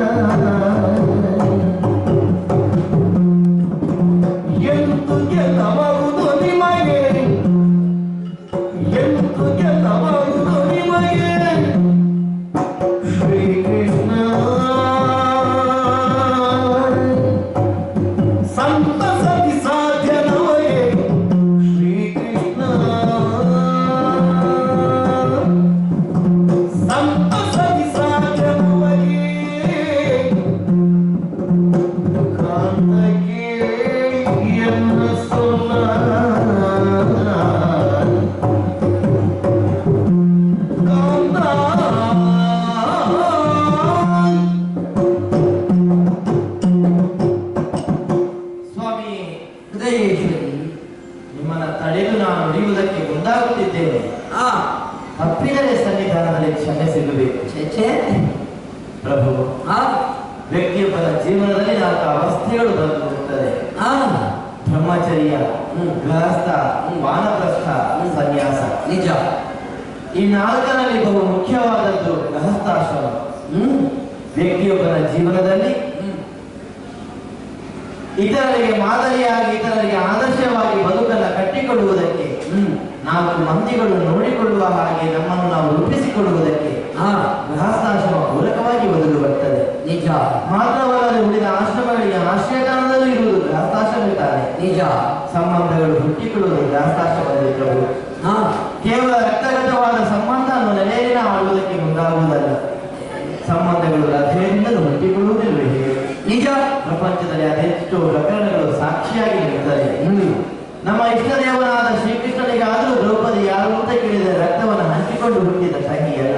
ಅಲ್ಲ, ಕೇವಲ ಉದ್ಧಾರ ಮಾತ್ರ ತಂಗಿಯಿಂದ ಪ್ರೀತಿಯಿಂದ ಸ್ವೀಕರಿಸಿದ ಬಂಧುವಾಗಿದ್ದಾಳೆ. ಆಕೆ ಭಾವ ಸಂಬಂಧ ಅಲ್ಲವೇ? ಭಾವದ ಸಂಬಂಧವನ್ನು ಹೊಂದಿರುವ ಭಾವಂದಿರನ್ನು ಒಂದೇ ಕಡೆಯಲ್ಲಿ ರಂಗದಲ್ಲಿ ಕಾಣುವುದಕ್ಕಾಗಿ, ಹರಿಬಂಧನಕ್ಕಾಗಿ ನಾವು ಮುಂದಾಗಿದ್ದೇವೆ. ಸಾಧುವೇ, ಸಾಧುವಾದರೂ ಸಾಧ್ಯವೇ? ಸಾಧ್ಯತೆಯ ಪರಿಣಾಮ ಏನು ಅಂತ ನಾವು ಯೋಚನೆ ಮಾಡೋದು ಬೇಡವೇ? ಸಾಧುವನ್ನು ಸಾಧ್ಯವಾಗಿಸುವ ಫಲದಲ್ಲಿ ಆ ಮೇಲಿನ ಬದುಕು ನಮಗೆ ಇಷ್ಟವಾಗುವ ಹಾಗೆ ಒದಗಿ ಬರುವುದಕ್ಕುಂಟೆ. ಈ ನೆಲೆಯಲ್ಲಿಯೂ ನಾವು ಯೋಚನೆ ಮಾಡಬೇಕಾಗ್ತದೆ. ಶ್ರೀಕೃಷ್ಣನಾದರೂ ಸಾಮಾನ್ಯನಲ್ಲ. ವೈಕುಂಠಾಧಿಪತಿ ಎನ್ನುವ ನೆಲೆಯಿಂದ ನಾವು ಅವರನ್ನು ಕಂಡವರಿದ್ದೇವೆ, ಪೂಜಿಸಿದವರಿದ್ದೇವೆ. ಒಂದರ್ಥದಲ್ಲಿ ಜಗದ ದೈತ್ಯರನ್ನ ನಿಗ್ರಹಿಸುವುದಕ್ಕೆ ಬೇಕಾಗಿ, ಭೂಭಾರವನ್ನು ಕಳೆಯುವುದಕ್ಕೆ ಬೇಕಾಗಿ ಪ್ರಸಕ್ತ ಶ್ರೀಹರಿಯಾಗಿ ತನ್ನನ್ನು ತಾನು ಪ್ರಕಟಗೊಳಿಸಿದ್ದಾನೆ, ಪ್ರಪಂಚದಲ್ಲಿ ಕಾಣಿಸಿಕೊಂಡಿದ್ದಾನೆ ಎಂದರೂ ಅದು ಸರಿಯಾಗಲಾರದು. ದೇವಕಿ ಪೂರ್ವ ಸಂಧ್ಯಾಯ ಆವಿರ್ಭೂತ ಮಹಾತ್ಮನ ಮಂತ್ರ ದುಷ್ಟಾರರು ಶಾಸ್ತ್ರಕಾರರು ಶ್ರೀಕೃಷ್ಣನ ಬಗೆಗಾಗಿ ಆಡಿದ ಮಾತು. ಭೂಭಾರ ಹರಣ್ಮಯ. ದೇವಕಿ ಎಂಬ ಪೂರ್ವ ಸಂಧ್ಯೆಯಲ್ಲಿ ಮಹಾತ್ಮ್ಯವಾದ ಶಕ್ತಿಯೊಂದು ಅವತರಣವನ್ನು ಪಡೆದಿದೆ ಎಂಬಲ್ಲಿಗೆ ಭಾವುಕ ಪ್ರಪಂಚದ ಭಾವ ಜೀವಿಗಳ ಭಾವನೆಗೆ ಸ್ಪಂದಿಸುವ ಹೊಣೆಗಾರಿಕೆ ಶ್ರೀಕೃಷ್ಣನಿಗಂತು. ನಡೆದಂತೆ ನುಡಿ, ನುಡಿದಂತೆ ನಡೆ. ಸೃಷ್ಟಿಯ ಆದಿಯಲ್ಲಿ ಹರಿಯಾಗಿ ಬಾಣ ದೆರೆಯಲ್ಲಿ ಪವಡಿಸುವಾಗ ಕಾಲ ಹೆಪ್ಪರನ್ನ ಬಾಯಿಯಲ್ಲಿ ಕಿಕ್ಕುತ್ತ ಮಲಗಿದನಂತೆ. ಒಂದರ್ಥದಲ್ಲಿ ನನ್ನ ನುಡಿ ನನ್ನ ನಡೆಗೆ ವ್ಯತ್ಯಸ್ತವಿಲ್ಲ. ಬದುಕಿನಲ್ಲಿ ಪ್ರತಿಯೊಬ್ಬನು ನುಡಿದಂತೆ ನಡೆಯಬೇಕು, ನಡೆಯದಂತೆ ನುಡಿಯಬೇಕು ಅನ್ನುವುದನ್ನೇ ಮೂಲದಲ್ಲಿ ತೋರಿಸಿಕೊಟ್ಟವನಿದ್ದಾನೆ. ನಿಜ. ಸ್ವಾಮಿ, ವಿಷ ಕುಡಿದು ಬದುಕಿದವನು ಅವನಲ್ಲಿ ವಿಷವನ್ನ ಕಾಡುವುದಕ್ಕೆ ನಾವು ಮುಂದಾಗಿದ್ದೇವೆ ಅನ್ನೋ ಧ್ವನಿಯಿಂದ ನಾನು ಆಡುವುದಲ್ಲ. ಮತ್ತೆ ಪ್ರಪಂಚದಲ್ಲಿ ವಿಷವನ್ನೇ ತುಂಬಿರುವವನ ದೇಹಕ್ಕೆ ತನ್ನ ಮೈಯನ್ನ ಒಟ್ಟಿ ಅಮೃತವನ್ನೇ ಲೋಕದ ಸಕಲ ಸಜ್ಜನಾಜನರಿಗೆ ಉಂಟು ಮಾಡುವಂತಹ ಶ್ರೀಮನ್ನಾರಾಯಣನೇ ಶ್ರೀಹರಿ ಶ್ರೀಕೃಷ್ಣ ಅನ್ನುವ ನೆಲೆಯಲ್ಲಿ ನಾನು ಆಡುವುದಕ್ಕೆ ಮುಂದಾಗಿದ್ದೇನೆ. ಏನು ಪಾರ್ಥನ ಕೂಡಿ ಸಮಾನ. ನಿಮ್ಮ ಬಾಹುಬಲದ ವಿಕ್ರಮದ ಕುರಿತಾಗಿ ನನಗೆ ಶಂಕೆ ಇಲ್ಲ. ಇಲ್ಲಿಯವರೆಗೆ ರಣರಂಗದಲ್ಲಿ ವೀರ ವಿಹಾರವನ್ನು ಮಾಡಿ ಎದುರಾಳಿಗಳ ಎದೆಯನ್ನ ಬಗೆದು ತನ್ನ ಕೀರ್ತಿ ಪತಾಕೆಯನ್ನು ಸ್ಥಾಪಿಸಿದ ಪಾರ್ಥನ ಭುಜಬಲದ ಶೌರ್ಯವನ್ನಾದರೂ ಕುಗ್ಗಿಸಬಹುದಾದಂತಹ ಪರಾಕ್ರಮ ಎನ್ನರಸನ ಬಾಹುಬಲದಲ್ಲಿ ಇನ್ನೂ ಹಾಗೆ ಉಳಿದಿದೆ ಅನ್ನೋದು ಸ್ಪಷ್ಟ. ಅದರಲ್ಲಿ ಯಾವ ಸಂದೇಹವೂ ಇಲ್ಲ. ಪಾರ್ಥನೆ ಸಮಾಜಕ್ಕೆ ಎದುರಾಗಿ ಬಂದರು. ಅವನನ್ನು ರಣರಂಗದಲ್ಲಿ ಮಣಿಸುವುದಕ್ಕೆ ನಿಮ್ಮಿಂದ ಕೂಡಿಸುತ್ತಾರೆ. ಆದರೆ ಆ ಬಳಿಕ ನೀವು ಆಡಿದಂತೆ ಅವನನ್ನು ರಕ್ಷಿಸುವುದಕ್ಕಾಗಿ ಅವನನ್ನು ಕೊಯ್ಯುವುದಕ್ಕೆ ಬೇಕಾಗಿ ಸಾಕಿ ಸನ್ನುವುದಕ್ಕೆ ಬೇಕಾಗಿ ಶ್ರೀಕೃಷ್ಣ ಬಂದೇ ಬರ್ತಾನೆ. ನಾನು ಕೇಳಿದ ವಿಚಾರ, ಧರ್ಮವನ್ನು ರಕ್ಷಿಸುವುದಕ್ಕೆ ಬೇಕಾಗಿ ಪಾಂಡವರನ್ನ ತನ್ನ ಕೈಯಾಯುಧಗಳನ್ನು ಮಾಡಿಕೊಳ್ಳಬೇಕೆನ್ನುವಂತಹ ನೆಪವನ್ನು ಕುಂತಿ ದೇವಿಯ ಮಂದಿರಕ್ಕೆ ಹೋದಂತಹ ಶ್ರೀಕೃಷ್ಣನ ಕಂಡಾಗ ಕುಂತಿ ತನ್ನ 5 ಮಕ್ಕಳನ್ನು ಶ್ರೀಕೃಷ್ಣನ ಪಾದಮೂಲದಲ್ಲಿ ಕೆಳಗಿಯಾಗಿ ತಾನು ಆಶೀರ್ವಾದವನ್ನು ಪಡೆಯುವುದಕ್ಕೆ ಮುಂದಾದರಂತೆ. ಪ್ರಪಂಚದಲ್ಲಿ ವಿಧವೆಯಾದವಳು ಇನ್ನೊಬ್ಬರಿಂದ ಆಶೀರ್ವಾದವನ್ನು ಪಡೆಯಬೇಕೆನ್ನುವ ಹಾಗೆ ಶಾಸ್ತ್ರ ವಿಧಿಸುತ್ತದೆ. ಇಲ್ಲ. ಆಶೀರ್ವಾದವನ್ನು ಮಾಡುವ ಕ್ರಮ ಉಂಟೆ? ಇಲ್ಲ. ದೀರ್ಘ ಸುಮಂಗಲೀಭವ ಎಂದು ಕೃಷ್ಣ ಹರಸಬಹುದೇ? ಹರಸಲಾರ. ಮೊದಲೇ ಪತಿಯನ್ನು ಕಳೆದುಕೊಂಡವನಿಂದಲೂ ಪುತ್ರವತೀಭವ ಎನ್ನುವ ಹಾಗೆ ಆಶೀರ್ವದಿಸುವುದೇ? ತನ್ನ ತಾನು ಹೆತ್ತ 3 ಮಕ್ಕಳಿಂದಲ್ಲ, ಮಾದರಿಯ ಸುತರನ್ನೂ ತನ್ನ ಮಕ್ಕಳೆನ್ನುವ ಹಾಗೆ ಪ್ರೀತಿಯಿಂದ ಸಾಕಿ ಸಲಹಿದ ಆ ಪುಣ್ಯ ಮಾದರಿಗೆ ಕುಂತಿ ಅಂತ ಹೆಸರು. ಹಾಗಾದರೆ ವಿಧವೆಯಾದರೂ ಆಶೀರ್ವಾದವನ್ನು ಹೊಂದಬಹುದಾದಂತಹ ಅತಿಮಾನುಷ ಶಕ್ತಿಯ ಶ್ರೀಕೃಷ್ಣ ಈ ನೆಲೆಯಿಂದ ಆಡುವುದಕ್ಕೆ ನಾನು ಮುಂದಾಗಿದ್ದೇನೆ. ಏನು ಅಸಾಧ್ಯವಾದನ್ನು ಸಾಧ್ಯವಾಗಿಸಿ ಪ್ರಪಂಚದಲ್ಲಿ ಧರ್ಮದ ರಕ್ಷಣೆಗೆ ಬೇಕಾಗಿ ಸೂರ್ಯ ಚಂದ್ರನೆಂಬ ಬೆಳಕನ್ನೇ ಕೊಟ್ಟು ಸತ್ಯ ಧರ್ಮ ಎಂಬ ಪರದೆಯನ್ನ ಕಟ್ಟಿ ಕೋಟಿ ಕೋಟಿ ಜೀವನಗಳ ಆಗಮನ ನಿರ್ಗಮನಕ್ಕೆ ಹೇತು ರೂಪದಲ್ಲಿರುವ ಶ್ರೀಕೃಷ್ಣನ ಕೂಡ ನಾವು ಪರೋಕ್ಷವಾಗಿ ಅಪರೋಕ್ಷವಾಗಿ ಯುದ್ಧವನ್ನ ಎಸಗಿದಂತಾಗುವುದಿಲ್ಲ ಎನ್ನುವ ಪರಿಸ್ಥಿತಿ. ಹರಿಯನ್ನ ಕಾಣುವ ಬಯಕೆ ನಮಗೂ ಉಂಟು, ನನಗೂ ಉಂಟು, ನಮ್ಮ ಚಂಪಾಕವಾಕ್ಯ ಮಂದಿಗಳಿಗೆಲ್ಲರಿಗೂ ಉಂಟು. ಆದ್ದರಿಂದಲೇ ಎಡೆಬಿಡದೆ ನಿತ್ಯವೂ ನಮ್ಮ ಉಸಿರು ಶ್ರೀಕೃಷ್ಣ, ನಮ್ಮ ಪ್ರಾಣವೇ ಶ್ರೀಕೃಷ್ಣ, ನಮ್ಮ ಸರ್ವಸ್ವವು ಶ್ರೀಕೃಷ್ಣ. ಈ ನೆಲೆಯಿಂದ ನಾವು ಬದುಕು ಕಳೆಯುತ್ತಿದ್ದೇವೆ ಪ್ರಭು. ಶ್ರೀಕೃಷ್ಣನ ಕಾಣುವುದಕ್ಕೆ ಇದೊಂದೇ ಬಗೆಯೇನು ಅಲ್ಲವಲ್ಲ. ಇನ್ನೊಂದು ಅರ್ಥದಲ್ಲಾದರೂ ನಾವು ಮುಂದುವರಿಯಬಹುದು. ಆಡುವಲ್ಲಿ ನಾನು ಸ್ವಾರ್ಥಿಯಾಗಿದ್ದೇನೆ ಅಂತ ಭಾವಿಸಬೇಡಿ. ಪತಿಯ ಕ್ಷೇಮದ ಕುರಿತಾಗಿ ಸತಿಯಾದವಳು ಆಲೋಚಿಸುವಾಗ ಸ್ವಾರ್ಥಿಯಾಗದೆ ಬೇರೆ ವಿಧಿಯಿಲ್ಲವಷ್ಟೇ. ಪಾರ್ಥನನ್ನು ಸಮರದಲ್ಲಿ ಮಣಿಸಿದವರ ಪರಿಸ್ಥಿತಿ ಈ ಹಿಂದೆ ಏನಾಗಿದೆ ಅನ್ನುವುದನ್ನು ನಾನು ಚೆನ್ನಾಗಿ ಬಲ್ಲೆ. ಭಾರತದಲ್ಲಿ ಎದುರಾದಂತಹ ಗೌರವಾದಿಗಳ ಪರಿಸ್ಥಿತಿ ಏನಾಯಿತು ಪ್ರಭು? ಸಮರ ಭೂಮಿ ರಕ್ತದಿಂದ ಸಿದ್ಧವಾಯಿತು ಬಿಟ್ರೆ ಎದುರಾಳಿಗಳಾಗಿ ಗುರುತಿಸಿಕೊಂಡವರು ಯಾರು ಸಮಾಂತ್ಯದಲ್ಲಿ ಕಾಣಿಸಿಕೊಳ್ಳಲಿಲ್ಲವಲ್ಲ. ಇಲ್ಲ. ಹೀಗಿರುವಾಗ ಪಾರ್ಥನ ಸೋಲನ್ನಾದರೂ ಗೆಲುವನ್ನಾಗಿಸಿ ಪರಿವರ್ತಿಸಬಹುದಾದ ಯೋಗ್ಯ ಸಾಮರ್ಥ್ಯತೆಯನ್ನು ಹೊಂದಿರುವ ಶ್ರೀಕೃಷ್ಣನನ್ನು ಎದುರಿಸುವುದಕ್ಕೆ ನಮ್ಮಿಂದ ಮತ್ತೆ ಕೂಡಿ ಅಸಾಧ್ಯವೇನೆ ಪ್ರಭು. ಏನಾಗ್ತಾ ಇತ್ತು ಪ್ರಭಾವ ಜೊತೆಯಾಗಿ ಬರುವಾಗ ಏನು ಮಾಡುವುದಕ್ಕೆ ಸಾಧ್ಯವಾದಿತ್ತು ಹೇಳಿ? ಏನು ಮಾಡುವ ಮಟ್ಟಾಗಿ ಬಂದ್ರೆ ಅಲ್ಲವೇ ಎಣಸಿ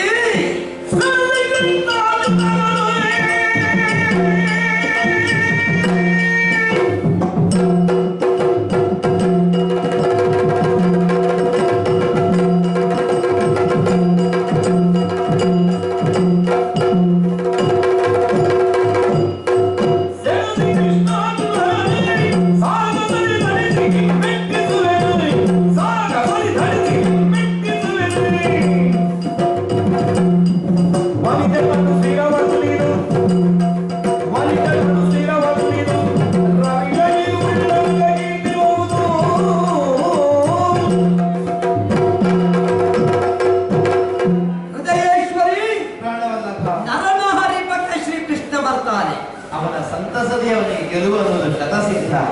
ಅವನಿಗೆ ಒದಗಿಸುವಲ್ಲಿ ಅವ ಸದಾ ಸಿದ್ಧನಾಗಿದ್ದಾನೆ, ಬದ್ಧನಾಗಿದ್ದಾನೆ ಪ್ರಭು. ಈ ವೇಳೆಯಲ್ಲಿ ಕೃಷ್ಣಾರ್ಜುನರು ಒಂದಾಗಿ ಬಂದರೆ ಪರಿಣಾಮ ಏನಾದೀತು ಊಹಿಸುವುದಕ್ಕೆ ಸಾಧ್ಯವದು. ನೀನದನ್ನು ತರ್ಕಿಸಿ ನನ್ನಲ್ಲಿ ಈ ಪ್ರಶ್ನೆಯನ್ನು ಇಟ್ಟಿದ್ದೀ ಎನ್ನುವುದನ್ನು ನಾನು ಬಲ್ಲೆ. ಕೃಷ್ಣ ಮತ್ತು ಅರ್ಜುನರ ಕಥಾನಕಗಳನ್ನು ನಾನು ಅರಿಯದೇ ಇದ್ದವನಲ್ಲ. ಕುರುಧಾರುಣಿಯಲ್ಲಿ ಆಯುಧ ಹಿಡಿಯದೆ ಕೃಷ್ಣ ಎಷ್ಟು ಹೋರಾಟ ಮಾಡಿದ್ದಾನೆ. ಪಾಂಡವರ ಜೊತೆ ಸೇರುವುದಕ್ಕೆ ಮುಂಚಿತವಾಗಿ ಕೃಷ್ಣನ ಸಾಹಸ ಗಾಥೆಗಳೇನು ಎನ್ನುವುದನ್ನು ತಿಳಿಯದೇ ಇದ್ದ ವಸುಧನ್ವನಲ್ಲ. ಒಂದರ್ಥದಲ್ಲಿ ಕುರುಕ್ಷೇತ್ರದ ನಡೆದಂತಹ ಯುದ್ಧವನ್ನು ಕೇವಲ ಪ್ರಾಸಂಗಿಕವಾಗಿ ತಾನು ಯುದ್ಧ ಮಾಡಿ ತೋರಿಸಬಲ್ಲೆ. ನಾವು ನಮ್ಮ ಚಾರಿತ್ರ್ಯ ತಿಳಿಯುವುದಕ್ಕೆ ಮುಂಚಿತವಾಗಿ ಎದುರಿನವರದನ್ನು ಹೆಚ್ಚು ತಿಳಿಯಬೇಕಾಗುತ್ತೆ. ಅದು ಯೋಧನಾದವನಿಗೆ ಇರಬೇಕಾದ ಗುಣ. ಎದುರಿನವರ ಸಮಗ್ರ ವಿಚಾರವನ್ನು ಅರಿತಾಗ ಮಾತ್ರ ನಮ್ಮ ಗೆಲುವನ್ನು ನಾವು ಸಂಪಾದಿಸಿಕೊಳ್ಳುವುದಕ್ಕೆ ಸಾಧ್ಯವಾಗುತ್ತದೆ. ಕೃಷ್ಣ ಅರ್ಜುನರು ಒಂದಾಗಿ ಕುರುದ ಇಂದು ನಮ್ಮ ಚಂಪಕಾವತಿಯ ರಣಧಾರುಣಿಯಲ್ಲಿ ಎದುರಾದರು ಅಂತಾದ್ರೆ ಅಳುಕುವ ವರ್ತಮಾನ ಉಂಟೇನೆ. ಮಾನವ ಮಿತಿಯುಳ್ಳ ಪ್ರಾರ್ಥನಾದರೂ ಎದುರಿಸಬಹುದು, ಮಾನವಾತೀತನಾದ ಕೃಷ್ಣನನ್ನೇ ಎದುರಿಸುವುದಕ್ಕೆ ಸಾಧ್ಯವೇ. ಆದರೆ ಮಾನವ ಮಿತಿಯುಳ್ಳ ಮಹಿಯಲ್ಲಿ ಬಂದದ್ದೇ ಮಾನವ ಮಾನವರೂಪಿನಿಂದ ತಾನೆ. ಕರ್ಮ ಪ್ರಪಂಚದ ಬಂಧನ ಉಂಟವನಿಗೆ. ಕರ್ಮ ಬಂಧನ ಇರುವುದರಿಂದಲೇ ಅವ ಪಾರ್ಥ ಸಾರಥಿಯಾಗಿದ್ದಾನೆ ಎನ್ನುವುದನ್ನು ನಾವು ಮರೆಯುವುದಕ್ಕಾಗುವುದಿಲ್ಲವಲ್ಲ. ಹೌದು ಪ್ರಭು. ಆದ್ದರಿಂದ ಮಾನವತೆಯ ಮಿತಿಯಲ್ಲಿ ಅವನ ಹೋರಾಟ ಉಂಟು ಅಂತಾದ್ರೆ, ಮಾನವತ್ವದ ನೆಲೆಯಲ್ಲಿ ಚಿಂತನೆ ಉಂಟು ಅಂತಾದ್ರೆ ದೈವ ಚಿತ್ತವನ್ನು ಮೀರುವುದಕ್ಕೆ ನಾವು ಸಮರ್ಥನೆ. ಕುಲೇ ಧರ್ಮಂ ಪುರುಷಯತ್ತಂ ದೈವಾಯತ್ತಂತು ವಿಜಯಂ. ಜೀವನಾದವನು ಮಾಡಬೇಕಾದದ್ದು ಹೋರಾಟ, ಉದ್ಯಮಂ ಸಾಹಸಂ ಧೈರ್ಯಂ ಬುದ್ಧಿ ಶಕ್ತಿ ಪರಾಕ್ರಮ. ಚಡತೆ ಯತ್ರ ವರ್ತಂತೆ ದೈವಂ ತತ್ರ ಸಹಾಯಕೃತ್. ಏಳನೆಯದ್ದು ದೈವ ಕೊಡಬೇಕಾದದ್ದು, ಸಪ್ತಮಂ ದೈವ ಚಿಂತನ. ಆರನೆಯದ್ದು ನಾವು ಮಾಡಬೇಕಾದ ಕರ್ಮದ ಮಿತಿಯ ಒಳಗಿತ್ತು ಎನ್ನುವುದನ್ನು ಮರೆಯಕೂಡದಲ್ಲ. ರಣ ಎನ್ನುವುದು ನಮಗೆ ಉದ್ಯಮ, ಅದರಲ್ಲಿ ತೋರಬೇಕಾದದ್ದು ಧೈರ್ಯ ಎನ್ನುವ ಮಾಧ್ಯಮ, ಆ ಮುಖಾಂತರ ಸಿಗಬೇಕಾದದ್ದು ನಮಗೆ ಒದಗಬೇಕಾದ ಸಿದ್ಧಿ. ಇದನ್ನು ನಾವು ಯಾವ ಕಾಲಕ್ಕೂ ಮರೆಯುವುದಕ್ಕಿಲ್ಲ ಪ್ರಭಾವತಿ. ಕೃಷ್ಣಾರ್ಜುನರು ಒಂದಾಗಿ ಬರ್ತಾರೆ ಅಂತಾದ್ರೆ ಆ ಅರ್ಜುನನ ಮುಂಭಾಗದಲ್ಲಿ ನಿಂತವರು ಕೌರವನಂತಹ ಚಿತ್ತದವರಲ್ಲವಲ್ಲ. ಚಿತ್ತಜಯ್ಯನ ಆರಾಧಕರು ಭಕ್ತರು ಎನ್ನುವುದನ್ನು ಮರೆಯುವುದಕ್ಕಿಲ್ಲ. ಹಾಗಾದ ಕಾರಣ ಹೋರಾಟ ಮಾಡಿಯೇ ಮಾಡುತ್ತೇನೆ. ನಮ್ಮ ಯುದ್ಧ ಹರಿದರ್ಶನಕ್ಕಾಗಿ ಪಾಂಡವರನ್ನು ಗೆಲ್ಲಲೇಬೇಕು ಎನ್ನುವುದು ನಮ್ಮ ಚಿಂತನೆ ಅಲ್ಲ. ಚಕ್ರವರ್ತಿ ಪೀಠದ ಮುಂದೆ ಹೋರಾಟ ಮಾಡಿ ನಾವು ದೊಡ್ಡವರಾಗಿದ್ದೇವೆ ಅಂತ ಕಾಣಿಸಿಕೊಳ್ಳುವುದಕ್ಕಾಗಿ ಅಲ್ಲ. ನಮ್ಮ ನೆಲದ ಕೋಟಿ ಕೋಟಿ ಕಣ್ಣುಗಳಿಗೆ ಕಣ್ತುಂಬಿಸಿಕೊಳ್ಳುವುದಕ್ಕಿದೊಂದು ಮಾಧ್ಯಮ ಹರಿದರ್ಶನ ಎನ್ನುವ ಪರ್ವ ಕಾಲ. ಇದನ್ನು ಕಾಣಿಸುವುದಕ್ಕೆ ನಾವು ಈ ಕಾಲದಲ್ಲಿ ಯುದ್ಧಕ್ಕೆ ತೊಡಗಿಕೊಂಡವರಿದ್ದೇವೆ. ಆದ್ದರಿಂದ ಇಲ್ಲಿ ಬರಗಿನ ನಮ್ಮ ಯೋಜನೆ ಹರಿದರ್ಶನ, ಅದನ್ನು ಮಾಡಿಸುವುದಷ್ಟೇ ನಮ್ಮ ಉದ್ದೇಶ. ಕೃಷ್ಣ ಬರುವಲ್ಲಿವರೆಗೆ ನಮ್ಮ ಹೋರಾಟ ಉಂಟು. ಒಂದೋ ಕೃಷ್ಣ ಯುದ್ಧವನ್ನು ನಿಲ್ಲಿಸಬೇಕು, ಇಲ್ಲ ಕೃಷ್ಣ ಯುದ್ಧಕ್ಕೆ ಸಂಕೇತ ನೀಡಬೇಕು. ಯಾವುದು ಮಾಡ್ತಾನೋ ಅದಕ್ಕೆ ಬದ್ಧರಾಗಿಯೇ ನಾವು ಸಿದ್ಧರಾಗಿ ಹೋಗುವುದು. ಹಾಗಾದ ಕಾರಣ ನೀವು ಯೋಚಿಸಬೇಡ. ಕೃಷ್ಣ ಸೂಚನೆಯಂತೆ ಯುದ್ಧ ಮುಂದುವರಿಯುತ್ತದೆ ಅಂತಾದ್ರೆ, ಪಾರ್ಥನನ್ನೇ ಉಳಿಸಬೇಕು ಎನ್ನುವ ಕಾಂಕ್ಷೆ ಕೃಷ್ಣನಿಗೆ ಉಂಟು ಅಂತಾದ್ರೆ, ರಣದಿ ಯಾವ ಕಾಲಕ್ಕೂ ನಾನು ಹಿಮ್ಮೆಟ್ಟುವವನಲ್ಲ. ಸೆಣಸಿ ಕೃಷ್ಣಾರ್ಜುನರನ್ನು ರಣದಿ ಹಿಮ್ಮೆಟ್ಟಿಸುವೆನು, ಅಲ್ಲ ಅವರನ್ನು ಹಿಮ್ಮೆಟ್ಟಿಸಲಿಕ್ಕೆ ಆಗಲಿಲ್ಲ ಅಂತಾದ್ರೆ ತನುವನ್ನಾದರೂ ಮಾತೃಭೂಮಿಗೆ ಬೇಕಾಗಿ ಸಮರ್ಪಣೆ ಮಾಡಿಯೇನು. ಅಳಿವುದು ಕಾಯ ಉಳಿವುದು ಕೀರ್ತಿ.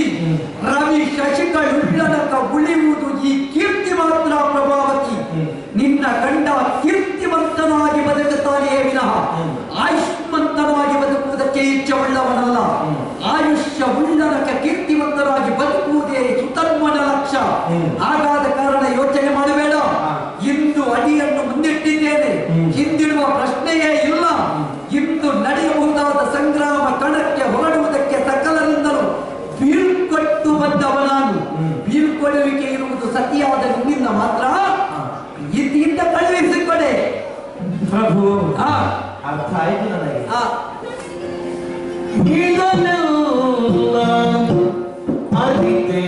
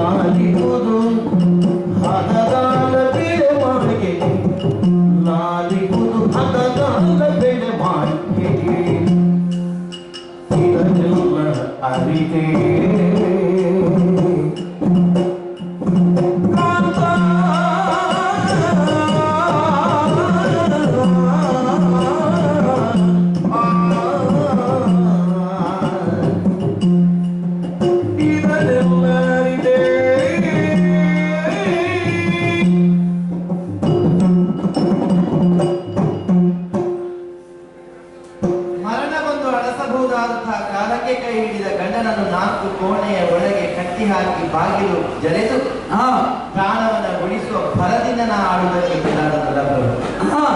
ಜಾತಸ್ಯ ಮರಣಂ ಧ್ರುವಂ, ಹುಟ್ಟಿದವ ಸಾಯಲೇಬೇಕು. ವೀರಸ್ಯ ಮರಣಂ ತೃಣಂ, ವೀರನಾದವನಿಗೆ ಮರಣ ಅನ್ನುವುದು ತೃಣ ಸಮಾನವಂತೆ ಪ್ರಪಂಚದಲ್ಲಿ. ರಣ ಮಹಾನವನು ಅಲ್ವೇ?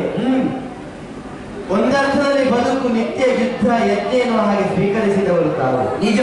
ಕ್ಷತ್ರಿಯಾದವನಿಗೆ ಅದುವೇ ಜೀವನ ಧರ್ಮ. ಮರಣ ಬರ್ತದೆ, ಸೋಲು ಬಂದಡಿಸ್ತದೆ ಅನ್ನೋ ಕಾರಣಕ್ಕಾಗಿ ಎಸಗಬಹುದಾದಂತಹ ಕರ್ತವ್ಯದಿಂದ ಹಿಂದೆ ಸರಿಯುವ ಅವಕಾಶ ಅವನಿಗಿಲ್ಲ. ಇಲ್ಲ. ಕಾರ್ಯಕ್ಕೂ ಕರ್ತವ್ಯಕ್ಕಿರುವ ವ್ಯತ್ಯಾಸವೇ ಅಷ್ಟೇ. ಯೋಧ ಮಾರ್ಗವನ್ನು ಅವಲಂಬಿಸುವವ ಎಷ್ಟು ವರ್ಷ ಕೆಲಸ ಮಾಡಿ ಬರ್ತೇನೆ ಅಂತ ಹೋಗುವುದಲ್ಲ, ಇದ್ದಷ್ಟು ಸಮಯ ಕೀರ್ತಿವಂತನಾಗಿ ದೇಶಕ್ಕಿಷ್ಟು ಸಮರ್ಪಿಸಿ ಬರ್ತೇನೆ ಅಂತ ಹೊರಡಬೇಕು. ಎಸಗಬಹುದಾದಂತಹ ಕಜ್ಜದಲ್ಲಿ ವ್ಯತ್ಯಾಸವನ್ನು ತೋರಿಸುವುದಕ್ಕೆ ಅವಕಾಶ ಇರುವುದು ಕಾರ್ಯ ವಿಶೇಷತೆಯಲ್ಲಿ. ಆದರೆ ಕರ್ತವ್ಯದಲ್ಲಿ ಹಾಗಲ್ಲ. ಹೀಗೆ ಮಾಡುವುದಕ್ಕಿದ್ದೇನೆ ಅನ್ನುವ ಹಾಗೆ ಕಟಿಬದ್ಧನಾದರೆ ಅದನ್ನು ಪೂರೈಸಿಕೊಳ್ಳಬೇಕಾದವನಿಗೆ ಬೇಕಾದಂತಹ ಧರ್ಮವೇ ಸರಿ. ನಿಜ ಪ್ರಭು. ನೀವು ಆಡಿದಷ್ಟನ್ನು ನಾ ಅರ್ಥವಿಸಿಕೊಂಡೆ. ಇದನ್ನೆಲ್ಲ ನಾ ಅರಿತೇನೆ. ಶರೀರ ಅನ್ನುವುದು ಧರ್ಮ ಸಾಧನೆಗೆ ಮಾಧ್ಯಮವಾಗ್ತದೆ. ನಿಜ. ಅದೆಷ್ಟೋ ಪ್ರಕರಣಗಳು ಸಾಕ್ಷಿಯಾಗಿ ಸಿಗ್ತದೆ. ಹೆಡವನಾದರೂ ಅರುಣನು ತರಣಿಗೆ ಸಾರಥಿಯಾದ. ಒಂದು ಕಾಲದಲ್ಲಿ ತನ್ನ ಪ್ರಖರವಾದ ಪ್ರಕಾಶದಿಂದ ಪ್ರಪಂಚವನ್ನೇ ಸುತ್ತೇನೆ ಎನ್ನುವ ಹಾಗೆ ತನ್ನ ಕೋಪಾವೇಶದಿಂದಲೇ ಮುಂದುವರಿದ ಸೂರ್ಯನ ಪ್ರಭಾವವನ್ನು ಕುಗ್ಗಿಸುವುದಕ್ಕೆ ಬೇಕಾಗಿ ದೇವತೆಗಳೆಲ್ಲ ಒಂದಾಗಿ ನೇಮಿಸಿದ ಸಾರಥಿಯ ರೂಪದಲ್ಲಿ ಅರುಣನು. ನಿಜ. ಪ್ರಪಂಚಕ್ಕೆ ಬಂದಡಿಸಬಹುದಾದಂತಹ ಕ್ಷಾಮವದು ದೂರವಾಯಿತು. ಲೋಕದ ಕಷ್ಟವದು ಅತಿ ನಿವಾರಣೆಯಾಯಿತು ಪ್ರಭು. ಶ್ರೀರಾಮ ಚಂದ್ರಮನಾದರೂ ದುಷ್ಟನಾದ ರಾವಣನನ್ನ ಕೊಂದು ಮುಗಿಸುವಲ್ಲಿ ಅವನಿಗೆ ಸಾರಥಿಯಾಗಿ ಒದಗಿ ಬಂದದ್ದು ದೇವಲೋಕದ ಮಾತನೆ. ನಿಜ.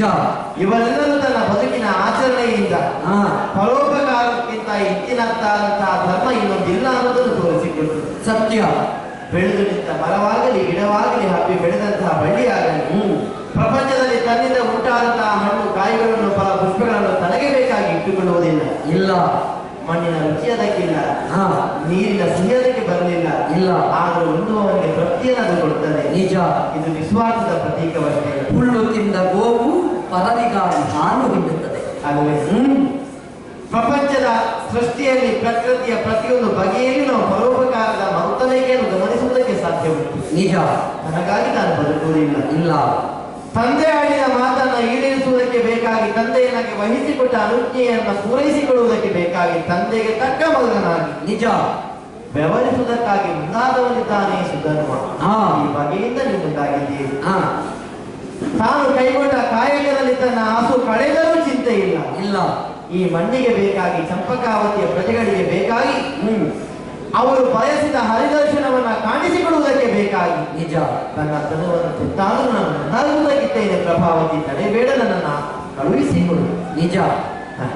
ಇಷ್ಟು ಆಡಿದ ಬಳಿಕವೂ ನಾನು ನಿಮ್ಮನ್ನ ತಡೆದರೆ ನಾನು ಸ್ವಾರ್ಥಿಯಾಗುವುದಿಲ್ಲ ಪ್ರಭು.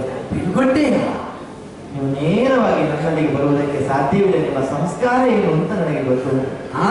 ತಂದೆಯಿಂದ ಆಶೀರ್ವಾದವನ್ನು ಹೊಂದಿದ ನೀವು ಹಡೆದಪ್ಪೆಯಿಂದ ಆಶೀರ್ವಾದವನ್ನು ಪಡೆದ ಬಳಿಕವಷ್ಟೇ ನನ್ನಲ್ಲಿಗೆ ಸಾಗಿ ಬಂದಿರಬೇಕು. ಸತ್ಯ.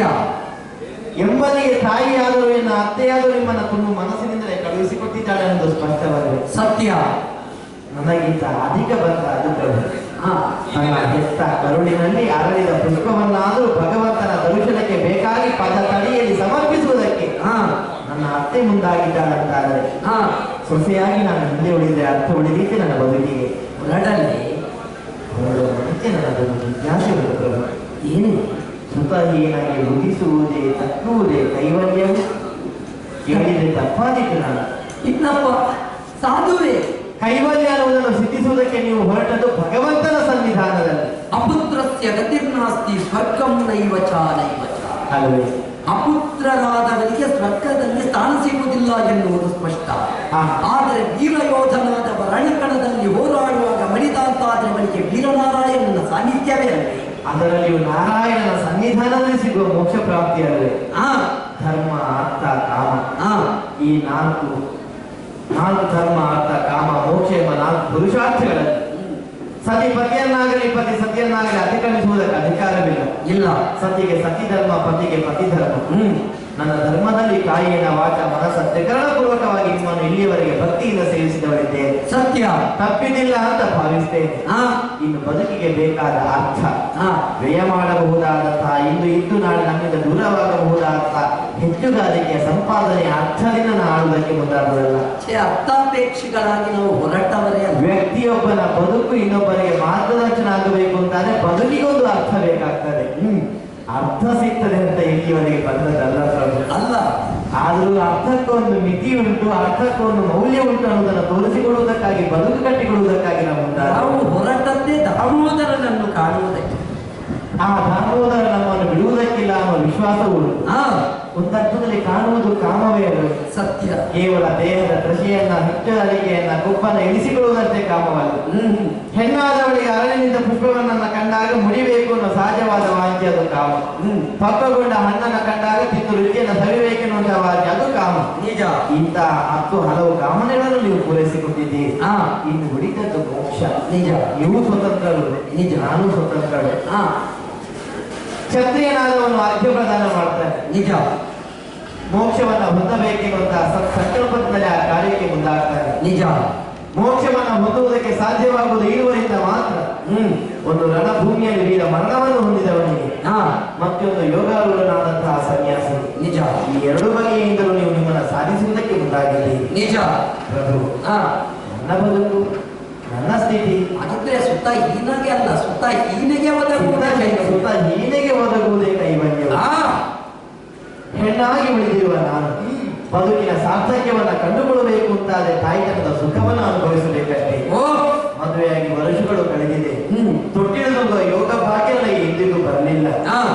ನಿಮ್ಮ ಕಾಲದ ನಂತರ ವೈಭವ್ಯ ದೀಕ್ಷೆ ನನಗೆ ಬಂದು ಅಡಸಿದವರು ನಾನು ಎಷ್ಟು ಕಾಲ ಬದುಕಿದ್ದೇನೆ ಅಂತ ಗೊತ್ತಿಲ್ಲ ಪ್ರಭು. ನನ್ನಿಂದ ಸಾಧ್ಯವೋ ಸಾಧುವೋ ಅಂತ ನಾನು ತಿಳಿದಿಲ್ಲ. ಆದ್ರೆ ಕ್ಷತ್ರಿಯನಾದವನಿಗೆ ಬೇಕಾದಂತಹ ಋಣ ಪಂಚಕಗಳು: ಮಾತೃ ಋಣ, ಪಿತೃ ಋಣ, ದೇವಋಣ, ಜೊತೆಗೆ ಸಮಾಜ ಋಣ, ರಾಜಾಪತ್ಯ ಅಲ್ವೇ? ಕ್ಷತ್ರಿಯನಾದವನು ಅದರಿಂದ ಹೆಗಲನ್ನ ಹೊಣೆಯನ್ನು ಜಾರಿಸಿಕೊಳ್ಳುವುದಕ್ಕೆ ಸಾಧ್ಯವಿಲ್ಲ. ನಾಳೆ ನಿಮ್ಮ ನಂಬಿಕೊಂಡ ಮಂತ್ರಿಗಳಿಗೆ ಏನು ಗತಿ ಅಂತ ಕೇಳಿದಾಗ ಇಲ್ಲಿದ್ದಾನೆ ಯುವಕುವರ, ನಿಮ್ಮ ದಿಕ್ಕಿಗೆ ಬೆಳಕಾಗಿ ಪರಿಣಮಿಸುವುದಕ್ಕೆ ಇವನು ಒದಗಿ ಬರ್ತಾನೆ ಅನ್ನೋ ಹಾಗೆ ತೋರಿಸಿಕೊಳ್ಳುವುದಕ್ಕೆ ನಮಗೊಂದು ಅವಕಾಶಗಳಿವೆ. ದೀನರಾಗಿ ಬೇಡಿಕೊಳ್ಳುತ್ತಿದ್ದೇನೆ, ಸ್ವಾರ್ಥಿ ಎನ್ನುವ ಹಾಗೆ ಭಾವಿಸಬೇಕು. ಮಿಂದು ಬಹಳ ಆತ್ಮವಿಶ್ವಾಸದಿಂದಲೇ ವಿಷಯವನ್ನು ಮಂಡಿಸುವುದಕ್ಕೊಂದು ಕಾರಣ ಅಂತ ಬೇಕಲ್ಲ. ಋತುಸ್ನಾತಿಯಾದಂತಹ ನಾನಿದ್ದು ಇಂದು 16ನೇ ದಿವಸ. ಪಟ್ಟದರಸಿಯನ್ನು ಯುವರಾಜನಿಗೆ ಕೂಡಿಕೊಳ್ಳುವುದಕ್ಕೆ ಇದು ಸಕಾಲ. ಮನಸ್ಸು ಬಂದಾಗ ಸೇರುವುದಕ್ಕಾಗುವುದಿಲ್ಲ ಅಲ್ಲ. ಆದರೆ ಈ ದಿನವನ್ನು ಅತಿಕ್ರಮಿಸುವುದಕ್ಕೂ ನಿಮಗಾಗುವುದಿಲ್ಲ. ಶಾಸ್ತ್ರ ಸಮ್ಮತವಾಗಿ ಯೋಚಿಸಬೇಕು. ಪುತ್ರ ಭಿಕ್ಷೆಯನ್ನು ನನಗೆ ಕೊಡಬೇಕು, ಮನಸ್ಸು ಮಾಡಬೇಕು. ಪ್ರಭು, ಇವತ್ತು ನಿನ್ನ ಜೊತೆ ದಿನ ಕಳೆಯಬೇಕೆನ್ನುವುದೇ ನಿನ್ನ ವಾಂಛೆ. ಹೌದಾ?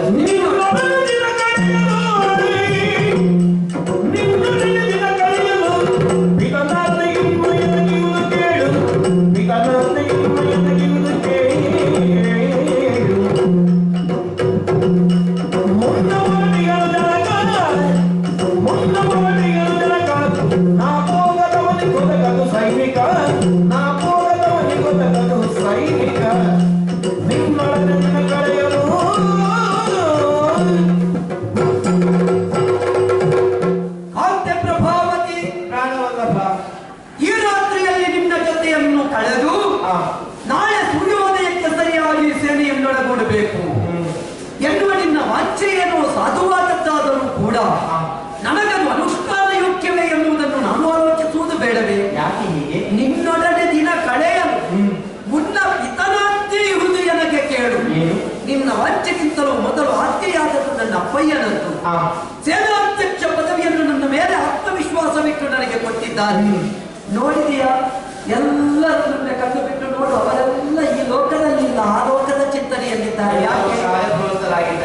ಯಾಕೆ ಅವರು ಆ ಕಾರ್ಯದಲ್ಲಿ ತೊಡಗಿದ್ದಾರೆ? ಅಂತರಂಗದ ಮಲಿನವನ್ನು ದೂರ ಮಾಡಿ ಶುಚಿಗೊಳಿಸಿ ಹರಿಯನ್ನು ಕಾಣಬೇಕು, ಹರಿಯನ್ನು ಬಲ ಮಾಡಿಕೊಳ್ಳಬೇಕು ನನ್ನ ನಿರೀಕ್ಷೆವರೆಗಳು. ಭಗವಂತನ ದರ್ಶನ ಕಾಕ್ಷಿಗಳಾಗಿ ತಮ್ಮ ಸೇವೆಯನ್ನು ಭಗವಂತಿಗಾಗಿ ತೆತ್ತವರು. ದೇವಿಯರ ಸೇವೆಯಲ್ಲಿ ತಮ್ಮನ್ನು ತೊಡಗಿಸಿಕೊಂಡಿದ್ದಾರೆ. ಇದನ್ನು ನಿಷ್ಠಾವಂತರ ಸೇವೆ ಅಂತ ಹೇಳಲ್ಪಡಬೇಕು. ಹರಿಪಾದವನ್ನು ಹುಡುಕ್ತಾ ಇದ್ದಾರೆ. ನಿಜ. ಹಾಗೆಂದು ಗೋವಿನಿಯ ಪ್ರಸಾದದಿಂದಲೇ ಈ ಭೂಮಿಯನ್ನು ತೊಳೆಯುತ್ತಾ ಇದ್ದಾರೆ. ಹೌದಲ್ಲ? ಅವರದ್ದು ಸೇವೆ. ಹಾಗಿದ್ರೆ ಇವರೆಲ್ಲ ಯಾಕೆ ಇಷ್ಟೆಲ್ಲ ಕೆಲಸ ಮಾಡ್ತಾ ಇದ್ದಾರೆ ಬಲ್ಲೆಯ? ದೇವದರ್ಶನದ ಪ್ರತೀಕ್ಷೆಯಲ್ಲಿ. ಅವರಿಗೆ ನಿದ್ದೆ ಬರುವುದಿಲ್ವೇ?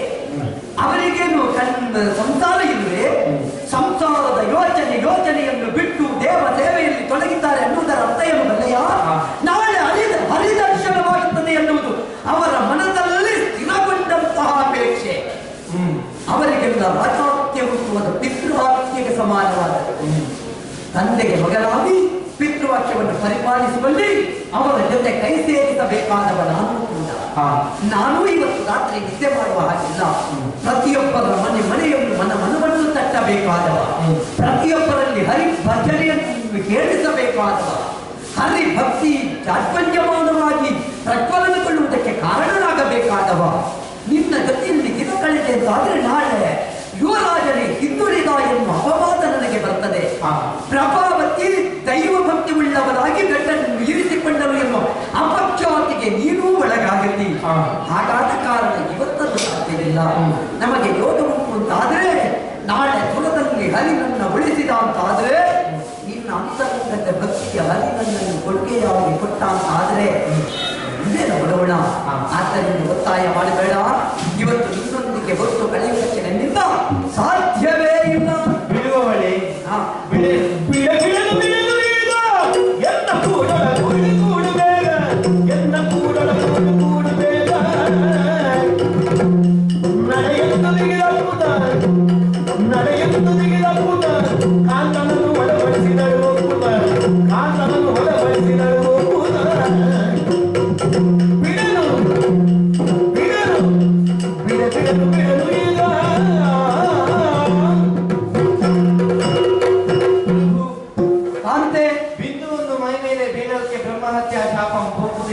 ದೇವನದಿಯಾದ ಗಂಗೆಯನ್ನು ಪಾವನ ಮಾಡುವುದನ್ನು ತಿಳಿಯುವುದಕ್ಕೆ ಸಾಧ್ಯವಿಲ್ಲ.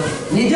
ಅಂತಹ ಗಂಗಾಜನಕನೇ ಚಂಪಕಾವತಿಯ ಮಣ್ಣಿಗೆ ಐತರಬೇಕೆನ್ನುವ ಶುದ್ಧವಾದ ಸಂಕಲ್ಪವನ್ನಾಗಿರಿಸಿಕೊಂಡು ಆ ಭಾವವನ್ನೇ ನನ್ನ ಸಮ್ಮುಖದಲ್ಲಿ ಪ್ರಕಟಪಡಿಸುವುದಕ್ಕಾಗಿ ತಾವು ಮುಂದಾಗಿದ್ದೀನಿ. ಸತ್ಯ.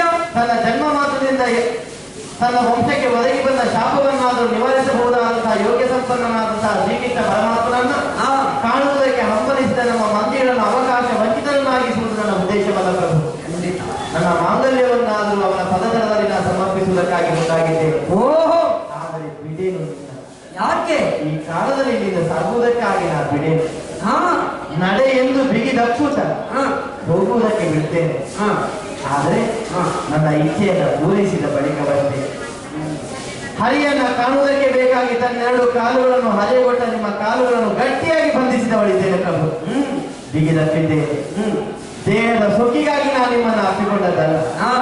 ಈ ವಂಶದ ವಲ್ಲರಿಯನ್ನು ವಿಸ್ತರಿಸುವುದಕ್ಕೆ ಬೇಕಾಗಿ, ಈ ಮನೆಯ ಸೊಸೆಯಾಗಿ ಮನೆಯ ಬಾಳ ಬೆಳಕನ್ನು ಬೆಳಗಿಸುವುದಕ್ಕೆ ಬೇಕಾಗಿ, ನಿಮ್ಮ ಸತಿಯಾಗಿ ಹೆಂಡತನದ ಸೌಭಾಗ್ಯಕ್ಕೆ ಬೇಕಾಗಿ, ಈ ಚಂಪಕಾವತಿಯ ಮಣ್ಣಿಗೆ ಬೇಕಾಗಿ ಪುತ್ರ ಭಿಕ್ಷೆಯನ್ನು ನಾನು ಕೇಳುತ್ತಿದ್ದೇನೆ. ಇಲ್ಲ ಅಂತ ಅಸಡ್ಡೆ ಮಾಡಬೇಡಿ ಪ್ರಭು. ನನ್ನ ಇಚ್ಛೆಯನ್ನು ಪೂರ್ತಿಗೊಳಿಸಿ ನಾನು ಬಿಡುವೋಳಲ್ಲ ಬಿಡೆ ಪ್ರಭು, ಬಿಡೆ.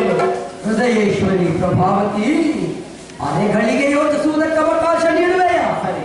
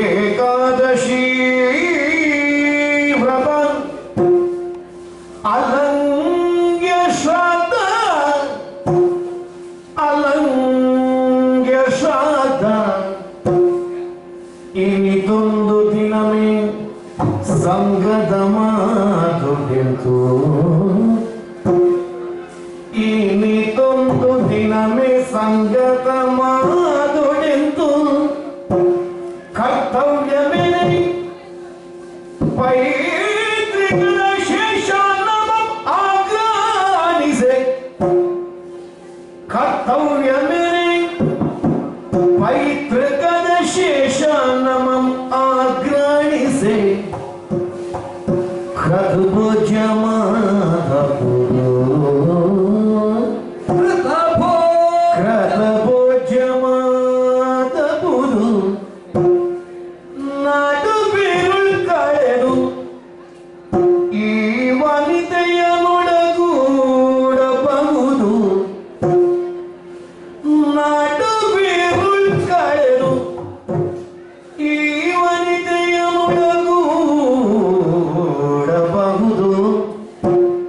ಅದರಿಂದ ಧರ್ಮ ಪದ್ಧತಿಯ ನಿರೀಕ್ಷಿಸಲಿ, ಅದರಿಂದ ಧರ್ಮ ಪದ್ಧತಿಯ ನಿರೀಕ್ಷಿಸಲಿ. ಇವಳ ಮಗವನ್ನು ಮೀರುವುದು ತರವಲ್ಲ, ಇವಳ ಮತವನ್ನು ಮೀರುವುದು ತರವಲ್ಲ, ತರವಲ್ಲ, ತರವಲ್ಲ ಎಂದೆನು ತನ್ನಡೆ ತಂದನು, ನಡೆ ತಂದನು, ನಡೆ ತಂದನು. ಸತಿಗೆ ಷೋಡಶದ ಋತು ಸಮಯ ಏಕಾದಶಿ ವ್ರತ ಅಲಂಕ್ಯ ಶ್ರಾದ್ದ ಇನಿತೊಂದು ದಿನಮೆ ಸಂಗತ ಮಾತೊಡೆದ್ದು ಕರ್ತವ್ಯವಿದೆ ಪೈತೃಕದ ಶೇಷ ನಮಂ ಆಗ್ರಹಿಸಿ ಕೃತಭೋಜ್ಯ ಮಾದಪುದು ನಡುವಿರುಳ್ ಕಳೆದು ಈ ವನಿತೆಯನ್ನೊಡಗೂಡಬಹುದು. ಅದರಿಂದ ಧರ್ಮ ಪದ್ಯತೆ ನಿರೀಕ್ಷಿಸಲಿ, ಇವಳ ಮತವನ್ನು ಮೀರುವುದು ತರವಲ್ಲ ಎಂದೇನು ತನ್ನಡೆ ತಂದನು.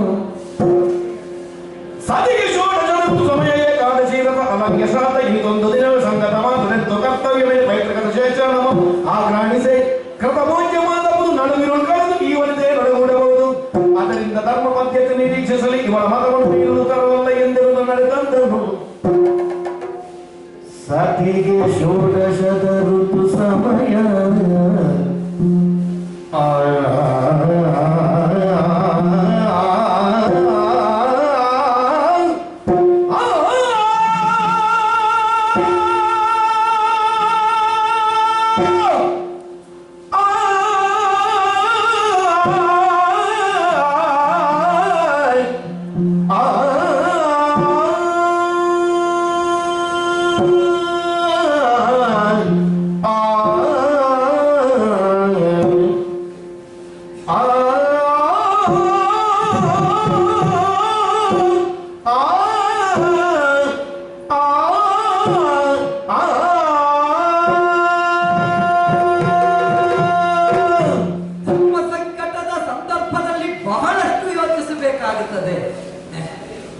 ಏನು ಮಾಡೋಣ?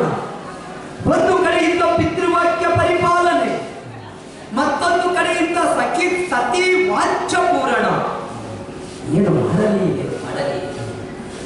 ಇವಳು ಹೇಳುವ ಮಾತಿನಲ್ಲಿಯೂ ಅರ್ಥ ಉಂಟಲ್ಲ. ಋತುಮತಿಯಾಗಿ 16ನೇ ದಿವಸ ನಾಳೆ ಯುದ್ಧ ಕ್ಷೇತ್ರಕ್ಕೆ ಹೋದ ಮೇಲೆ ಏನಾಗುತ್ತದೆ ಎನ್ನುವುದನ್ನು ನಾವು ನಿರೀಕ್ಷಿಸುವುದಕ್ಕಾಗುವುದಿಲ್ಲ. ದಾಟಲು ಸಾಧ್ಯವಾದ ಹತ್ತಿಯನ್ನು ದಾಟಲು ಹೊರಟಂತಹ ಅಂಬಿಕನ ಸ್ಥಿತಿ ಇಂದು ಸುಧರ್ಮನ ಬದುಕಿಗೆ ಒದಗಿದೆ. ಚತುರ್ದಶ ಭುವನದಲ್ಲಿ ಖ್ಯಾತಿವೆತ್ತಂತಹ 3 ಲೋಕದ ಗಂಡ ಧನುತ್ತರದ ವೆನ್ನೆಯನ್ನು ಕೂಡಿ ನಡೆಯಬಹುದಾದ ಧುರ. ಆದ್ದರಿಂದ ನಾವೆಲ್ಲ ಹಿಂದೆ ಬರ್ತೇವೆ ಅಂತ ಹೋಗುವುದು ಯುದ್ಧಕ್ಕೆ, ಪರಿಣಾಮ ಗೆದ್ದೇವು ಎನ್ನುವುದು ಆತ್ಮವಿಶ್ವಾಸವಷ್ಟೇ. ಆದರೆ ಸತಿಯಾದಂತಹ ಪ್ರಭಾವತಿಯ ವಾಂಛೆಯನ್ನು ನಾನು ಉಪೇಕ್ಷಿಸಿ ಹೋದೆ ಅಂತಾದರೆ ಪರಿಣಾಮ ಏನಾಗುತ್ತದೋ ನಿರೀಕ್ಷಿಸಲಾಗದು. ಋತುಮತಿಯಾದ ಸತಿಯ ವಾಂಛೆಯನ್ನು ಈಡೇರಿಸದೆ ಪತಿಯೊಬ್ಬ ಹೋದ ಅಂತಾದ್ರೆ ಪರಿಣಾಮದಲ್ಲಿ ಆ ಕಾಯಕ ನಿಷ್ಪ್ರಯೋಜಕವಾಯಿತು ಅಂತಾದ್ರೆ ಭ್ರೂಣ ಹತ್ಯೆ ಮಾಡಿದ ಪಾತಕ ಪತಿಗಾದರೂ ಬರುತ್ತದೆ ಎಂಬುದು ಶಾಸ್ತ್ರವಾಕ್ಯ. ಆದ್ದರಿಂದ ಇವಳ ವಾಂಛೆಯನ್ನು ನಡೆಸಬೇಕಾದ ಅನಿವಾರ್ಯ ಸ್ಥಿತಿ ನನಗೂ ಉಂಟಲ್ಲ. ಹಾಗೆಂದು ಪಿತೃವಾಕ್ಯ ಪರಿಪಾಲನೆ ಮಾಡಬೇಕು ಎನ್ನುವುದನ್ನು ಲೋಕಕ್ಕೆ ಸಂದೇಶ ರೂಪವಾಗಿ ತೋರಿಸಿಕೊಟ್ಟವ ಮರ್ಯಾದಾ ಪುರುಷೋತ್ತಮನಾದ ಶ್ರೀರಾಮಚಂದ್ರಮ. ರಾಮ ಹುಟ್ಟಿದ ಭೂಮಿ, ರಾಮ ನಡೆದಾಡಿದ ಭೂಮಿ, ರಾಮ ಜನ್ಮ ಭೂಮಿಯಲ್ಲಿ ಜನ್ಮವೆತ್ತ ಮಗನಾಗಿ ರಾಮನ ಆದರ್ಶವನ್ನು ಪಾಲಿಸುವ ಸುಧರ್ಮ ತಪ್ಪಬಹುದೇ? ಸಂದಿಗ್ಧವಾಗಿ ಹೋಯಿತು ನನ್ನ ಸ್ಥಿತಿ. ಆದರೂ ಬಹಳಷ್ಟು ಯೋಚನೆ ಮಾಡಿದೆ ನಾನು. ಯಾಕೆ ತಪ್ಪಾಗುತ್ತದೆ? ಸಂದಿಗ್ಧ ಸ್ಥಿತಿಯಲ್ಲಿ ನಾವು ಅನುಸರಿಸಬೇಕಾದದ್ದು ಆಪದ್ಧರ್ಮವನ್ನು. ಆಪದ್ಧರ್ಮ ಸೂತ್ರಕಾರನೊಬ್ಬ ದಾರಿ ತೋರಿಸಿದ್ದಾನೆ. ಇಂತಹ ಪರಿಸ್ಥಿತಿ ಬಂದರೆ ಒಂದೇ ದಿನದಲ್ಲಿ ಪಿತೃವಾಕ್ಯ ಪರಿಪಾಲನೆ, ಅರ್ಥಾತ್ ಏಕಾದಶಿ ವ್ರತ, ಪಿತೃಶ್ರಾದ್ದ, ಸತಿಯ ವಾಂಛಿತವನ್ನು ಈಡೇರಿಸಬೇಕಾದ ಪ್ರಮೇಯ ಒದಗಿತು ಅಂತಾದ್ರೆ ಏನು ಮಾಡಬೇಕು? ಏಕಾದಶಿ ವ್ರತವನ್ನು ಮಾಡಬೇಕು. ದಶಮಿಯಲ್ಲಿ 9 ಊಟ, ದ್ವಾದಶಿಯಲ್ಲಿ ಅನ್ನಪಾನಗಳು ಇಲ್ಲ, ಕೇವಲ ಭಜನೆಯಲ್ಲಿ ಕಳೆಯುವುದು, ದ್ವಾದಶಿಯಲ್ಲಿ ಪಾರಣೆ, ಇದು ಏಕಾದಶಿಯ ಕ್ರಮ. ಹೇಗೂ ದೇವರು ಬರ್ತಾರೆ ಅಂತ ಗೊತ್ತಾದ ಈ ದಿವಸವೇ ನಾವು ಆಹಾರ ಇನ್ನೂ ತಕ್ಕೊಳ್ಳಿಲ್ಲ, ದೇವರ ಭಕ್ತಿಯಲ್ಲೇ ತೊಡಗಿದ್ದೇವೆ. ಏಕಾದಶಿ ವ್ರತ ಎನ್ನುವುದು ಅಪ್ಪಯ್ಯನ ವಾಕ್ಯಕ್ಕೆ ಸಮಾನವಾದದ್ದು. ಹೌದು, ಇವತ್ತು ರಾತ್ರಿ ಎಚ್ಚರದಿಂದಲೇ ಇರಬೇಕು. ಒಬ್ಬಾತನಿಗೆ ಏಕಾದಶಿ ವ್ರತದ ದಿನವೇ ಪಿತೃಶ್ರಾದ್ದ ಬಂತು ಅಂತಾದರೆ ನಡೆಸಲೇಬೇಕಲ್ಲ, ಏನು ಮಾಡುವುದು? ಅದಕ್ಕೆ ಬೇಕಾಗಿ ಶ್ರಾದ್ದಾದಿ ಕರ್ಮವನ್ನು ಮಾಡುವುದು. ಶೇಷಾನ್ನವನ್ನು ಬುದ್ಧಿಸದೇ ಇದ್ರೆ ಪಿತೃಶ್ರಾದ್ದ ಮಾಡಿದ ಪುಣ್ಯ ಇಲ್ಲ. ಅದಕ್ಕೆ ಆಘ್ರಾಣಿಸುವುದು ಶೇಷಾನ್ನವನ್ನು. ಆಘ್ರಾಣಿಸಿದ್ರೆ ವ್ರತಭಂಗ ಆಗುವುದಿಲ್ಲ, ಉಂಡ ಫಲ ಬರ್ತದೆ. ಹಾಗಿದ್ರೆ ವ್ರತಾಚರಣೆಯ ದಿವಸದಲ್ಲಿ ಗಾಳಿ ಸೇವನೆ ಮಾಡಬಾರದು ಅಂತ ಇಲ್ವಲ್ಲ. ಆದ್ದರಿಂದ ಶೇಷಾನ್ನವನ್ನು ಉಂಡ ಫಲವೂ ಬರುತ್ತದೆ, ವ್ರತ ಆಚರಿಸಿದ ಫಲವೂ ಬರುತ್ತದೆ. ಅದು ಎಲ್ಲಿವರೆಗೆ?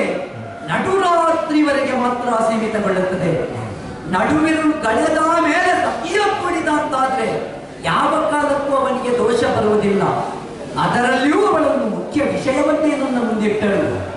ಇಲ್ಲಿಯ ಭವಿಷ್ಯದ ಯುವರಾಜರಾಗಬೇಕಾಗಿದ್ದವರು ನೀವು. ನಾಳೆ ಆಗಬಹುದಾದ ಸಂಗ್ರಾಮದಲ್ಲಿ ಏನಾಗುತ್ತದೋ ಗೊತ್ತಿಲ್ಲ. ಭವಿಷ್ಯದಲ್ಲಿ ಸಮಗ್ರವಾದಂತಹ ಈ ಚಂಪಕಾವತಿಯ ನೆಲಕ್ಕೆ ಯುವರಾಜ ಪಟ್ಟವನ್ನೇರುವುದಕ್ಕೆ ಪೀಳಿಗೆಯನ್ನು ನೀವು ಸೃಷ್ಟಿ ಮಾಡುತ್ತೀರೋ ಅಂತ ಪ್ರಶ್ನೆ ಬಂದರೆ ಏನು ಉತ್ತರ? ಹೌದು, ಹಾಗಿದ್ರೆ ಗಂಡು ಸಂತಾನವೇ ಆಗುತ್ತದೆ ಎನ್ನುವುದು ಏನು ಆತ್ಮವಿಶ್ವಾಸ ನಮಗೆ? ಆಗಬೇಕು. ಮನುವಿನಂತಹ ಶಾಸ್ತ್ರಕಾರಣಿ ಆಡಿದ್ದಾರೆ. ಹೆಣ್ಣಾದವಳು ಋತುಮತಿಯಾಗಿ 7, 9, 11, 13, 15, 17 ಈ ಬೆಸಸಂಖ್ಯೆಯ ದಿನದಲ್ಲಿ ಗಂಡನಾದ ವಸತಿಯನ್ನು ಸೇರಿದ ಅಂತಾದ್ರೆ ಹೆಣ್ಣು ಸಂತಾನವಾಗುತ್ತದೆ. ಅದೇ 8, 10, 12, 14, 16 ಈ ಸಮಸಂಖ್ಯೆಯ ದಿನಗಳಲ್ಲಿ ಸತಿಯನ್ನು ಸೇರಿದಂತಾದ್ರೆ ಹೆಣ್ಣು ಸಂತಾನವಾಗುತ್ತದೆ. ಅರಿಯದೆ ಶಾಸ್ತ್ರಕಾರ ಇದನ್ನು ಯೋಚಿಸಿದ್ದಲ್ಲವಲ್ಲ. ಆದ್ದರಿಂದ ಇವಳ ಮನದಪೇಕ್ಷೆಯಂತೆ 16ನೇ ದಿವಸವಾದ ಇಂದು ಇವಳನ್ನು ಸೇರಿದೆ ಅಂತಾದ್ರೆ ಸತ್ಸಂತಾನವನ್ನು ಭವಿಷ್ಯಕ್ಕಾಗಿ ಚಂಪಕಾವತಿಗೆ ಕೊಟ್ಟ ಪುಣ್ಯದ ಫಲವು ನನಗಾಗುತ್ತದೆ. ಭವಿಷ್ಯದ ಸುತನ್ವನ ಉದಯಕ್ಕೆ ಕಾರಣ ನಾನಾಗುತ್ತೇನೆ. ನಾಳೆ ಏನಾಗುತ್ತದೋ ನಾನು ಅರಿಯೇ. ಹಾಗಾದ ಕಾರಣ ಸಕಲವನ್ನು ಕೃಷ್ಣಾರ್ಪಿತ ಮಸ್ತು ಎನ್ನುವ ಭಾವದಿಂದ ನಾನು ಸ್ವೀಕರಿಸ್ತೇನೆ. ಕಾಯದ ಕಸುಬನ್ನು ಕಳೆಯುವುದಕ್ಕಾಗಿ ಕಾಮಿನಿಯನ್ನು ಕಾಮವಂಚೆಯಿಂದ ಸೇರುವುದಲ್ಲ, ಕಾಮಜಯಿಯನ ದರ್ಶನಕ್ಕೆ ಇದೊಂದು ತಡೆಯಾಗಬಾರದು ಎನ್ನುವ ಮನೋಕಾಮವನ್ನು ಈಡೇರಿಸುವುದಕ್ಕೆ ಬೇಕಾಗಿ ಮನಸ್ಸಿಗನಯ್ಯನನ್ನು ನೆನೆದು ಸೇರುವಂತಹ ಕಾಯಕವಿದು. ತರುವುದೆಲ್ಲ ಬರಲಿ, ಭಗವಂತನ ಪದಸೇವೆ ಹಿತಾಗಲಿಂತ ಭಾವಿಸುತ್ತಾ ಸತೀವಾಂಚಿಯನ್ನು ಈಡೇರಿಸ್ತೇನೆ. ಪ್ರಭಾವತಿ ಚಿಂತಿಸಬೇಡ. ನಡುರಾತ್ರಿವರೆಗೆ ನಾವು ಭಜನೆಯಲ್ಲೇ ಹೊತ್ತು ಕಳೆಯುವುದು. ಇಷ್ಟು ದಿವಸ ಮಾಡಿದ್ದೇವೆ, ಇವತ್ತು ಕಟ್ಟಾಗಲಿಕ್ಕೆ. ನಡುರಾತ್ರಿ ಕಳೆದ ಮೇಲೆ ನಿನ್ನ ವಂಚೆ ಸೂರ್ಯೋದಯಕ್ಕೆ ಸರಿಯಾಗಿ ತಂದೆಯ ಬಳಿಗೆ ಸೇರಬೇಕು. ಒಪ್ಪಿಗೆ ತಾನೇ? ಹೀಗೆ ಬಾ, ಹೀಗೆ ಬಾ.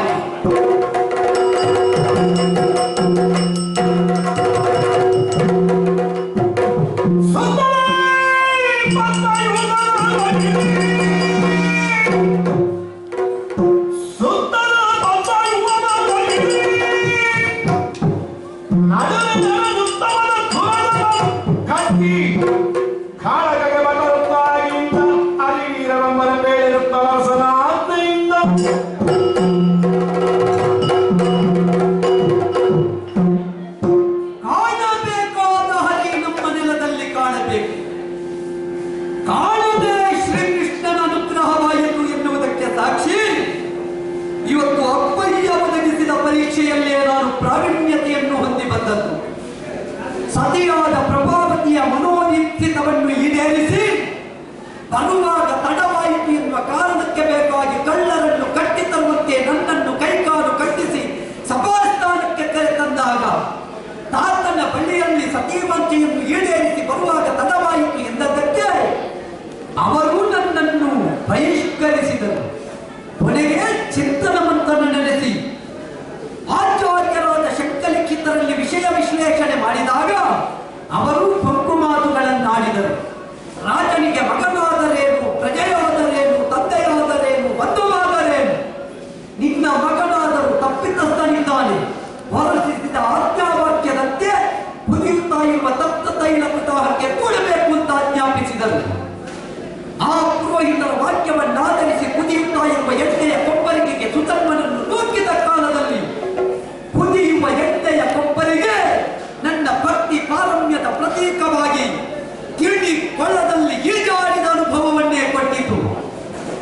ತಪ್ಪು ಒಬ್ಬ ಬ್ರಾಹ್ಮಣ ಮಾಡಿದ್ರು ಶಿಕ್ಷೆ ಆಗುತ್ತದೆ ಎನ್ನುವುದಕ್ಕೆ ಸಾಕ್ಷಿ ನನ್ನನ್ನು ಪರೀಕ್ಷಿಸುವುದಕ್ಕೆ ಎಳನೀರನ್ನು ಕುದಿಯುವ ಎಣ್ಣೆಗೆ ಹಾಕಿದಾಗ ಆ ಎಣ್ಣೆಯ ಬಿಂದುಗಳೇ ಅವರ ಮೈ ಸೋಂಕಿದಾಗ ಪುಣ್ಯಗಳೇ ಏಳಲಾರಂಭಿಸಿ ಅವರು ಎಣ್ಣೆಯ ಕೊಪ್ಪರಿಗೆಗೆ ಹಾರಿದರು. ಅಪರಾಧಿ ಪ್ರಜ್ಞೆ ಪುರೋಹಿತರಿಗೂ ಉಂಟಾಯಿತು. ಕೊನೆಗೆ ನನ್ನ ಜೊತೆ ಸೇರಿದ್ದರಿಂದ ಅವರಿಗೂ ಕಿಡಿಕೊಳದಲ್ಲಿ ಈಗಿದ ಅನುಭವ. ಉಭಯರನ್ನು ಎತ್ತಿದರು ನಮ್ಮಪ್ಪ. ಕಾಣದೇ ಇರುವ ಹರಿ ಅವ್ಯಕ್ತವಾಗಿಯೂ ನನಗೆ ಅನುಗ್ರಹವನ್ನು ಮಾಡಿದ್ದಾನೆ. ಕೇವಲ ಸುಧನ್ಮ ಒಪ್ಪನಿಗೆ ಅನುಗ್ರಹ ಆದರೆ ಸಾಲದು. ಸುಧನ್ಮನ ಅಪ್ಪನನ್ನು ನಂಬಿ ಬದುಕುತ್ತಾ ಇರುವ ಕೋಟಿ ಕೋಟಿ ಚಂಪಕಾವತಿ ಪ್ರಜಾ ಪರಿವಾರಕ್ಕೂ ಆ ಅನುಗ್ರಹ ಬೀರಬೇಕು. ಅದಕ್ಕೆ ಬೇಕಾಗಿ ಅಪ್ಪಯ್ಯನ ಪದಮೂಲಕ್ಕೆ ಪಡಮಟ್ಟ ಕಾಲದಲ್ಲಿ ಲೇಸು ಮಗನೇ ಕೈಗೊಂಡ ಕಚ್ಚವದು ಹರಿದರ್ಶನವನ್ನು ಮಾಡಿಸುವಂತಹ ಹಸಿದರು. ಗುರು ಹಿರಿಯರಿಂದ ಆಶೀರ್ವಾದ ಪಡೆದಿದ್ದೇನೆ. ನೇರವಾಗಿ ಬಂದು ಸೇರಿದ್ದು ರಣಕ್ಷೇತ್ರ, ಕಟ್ಟಿದ್ದು ಪದ್ಮವ್ಯೂಹ. ಹರಿಯ ನಾಭಿಯು ಪದ್ಮ, ಹರಿಯ ಕಣ್ಣು ಪದ್ಮ, ಹರಿಯರಸಿಯಾದ ಲಕ್ಷ್ಮೀದೇವಿಯ ಆಸನವು ಪದ್ಮ. ಆದ್ದರಿಂದಲೇ ಪದ್ಮವ್ಯೂಹದ ರಚನೆ ನಮ್ಮ ಅಂತರಂಗದಲ್ಲಿರುವುದು ಪದ್ಮನಾಭ ಎನ್ನುವುದನ್ನು ಪ್ರತಿಯೊಬ್ಬರು ಅರ್ಥ ಮಾಡಿಕೊಳ್ಳಬೇಕು ಎನ್ನುವುದಕ್ಕೆ ಬೇಕಾಗಿ ಕಟ್ಟಿದ್ದೇನೆ. ಹಾಗಾಗಿ ಈ ವ್ಯೂಹ ಮಧ್ಯದಲ್ಲಿ ಪಾರ್ಥನ ಅಶ್ವವನ್ನು ತಂದು ಕಟ್ಟಿ ಹಾಕಿಸಿದ್ದೇವೆ. ನಮಗೆ ಲಕ್ಷ್ಯ 4 ಕಾಲಿನ ಹರಿಯಲ್ಲ, 4 ಕೈಯುಳ್ಳ ಹರಿ. ಶಂಖಚಕ್ರ ಗದಾ ಪದ್ಮಾಂಕಿತರಾದ ಶ್ರೀಹರಿಯ ದರ್ಶನಕ್ಕಾಗಿ ಕಟ್ಟಿದ್ದೇವೆ. ರಣವನ್ನು ಯಜ್ಞವಾಗಿಸಿ ನಮ್ಮ ತನುವಿನ ಶ್ರಮವನ್ನು ಚಮೃತ ಪ್ರೋಢಾಚಾದಿಗಳಾಗಿಸಿ ಅಮಿತಾಗಿ ಅರ್ಪಿಸುವ ದ್ವಾರ ಹರಿದರ್ಶನವನ್ನು ಮಾಡಿಕೊಳ್ಳುತ್ತೇವೆ. ಯಾರಲ್ಲಿ ಪ್ರಾರ್ಥನೆಗೆ ಬಿಡಿಸಿಕೊಳ್ಳುವ ಛಲ ಫಲ ಹುಟ್ಟುತ್ತಾದ್ರೆ ಬಿಡಿಸಿಕೊಳ್ಳಲಿ, ಬಿಡಿಸಿಕೊಳ್ಳಲಿ.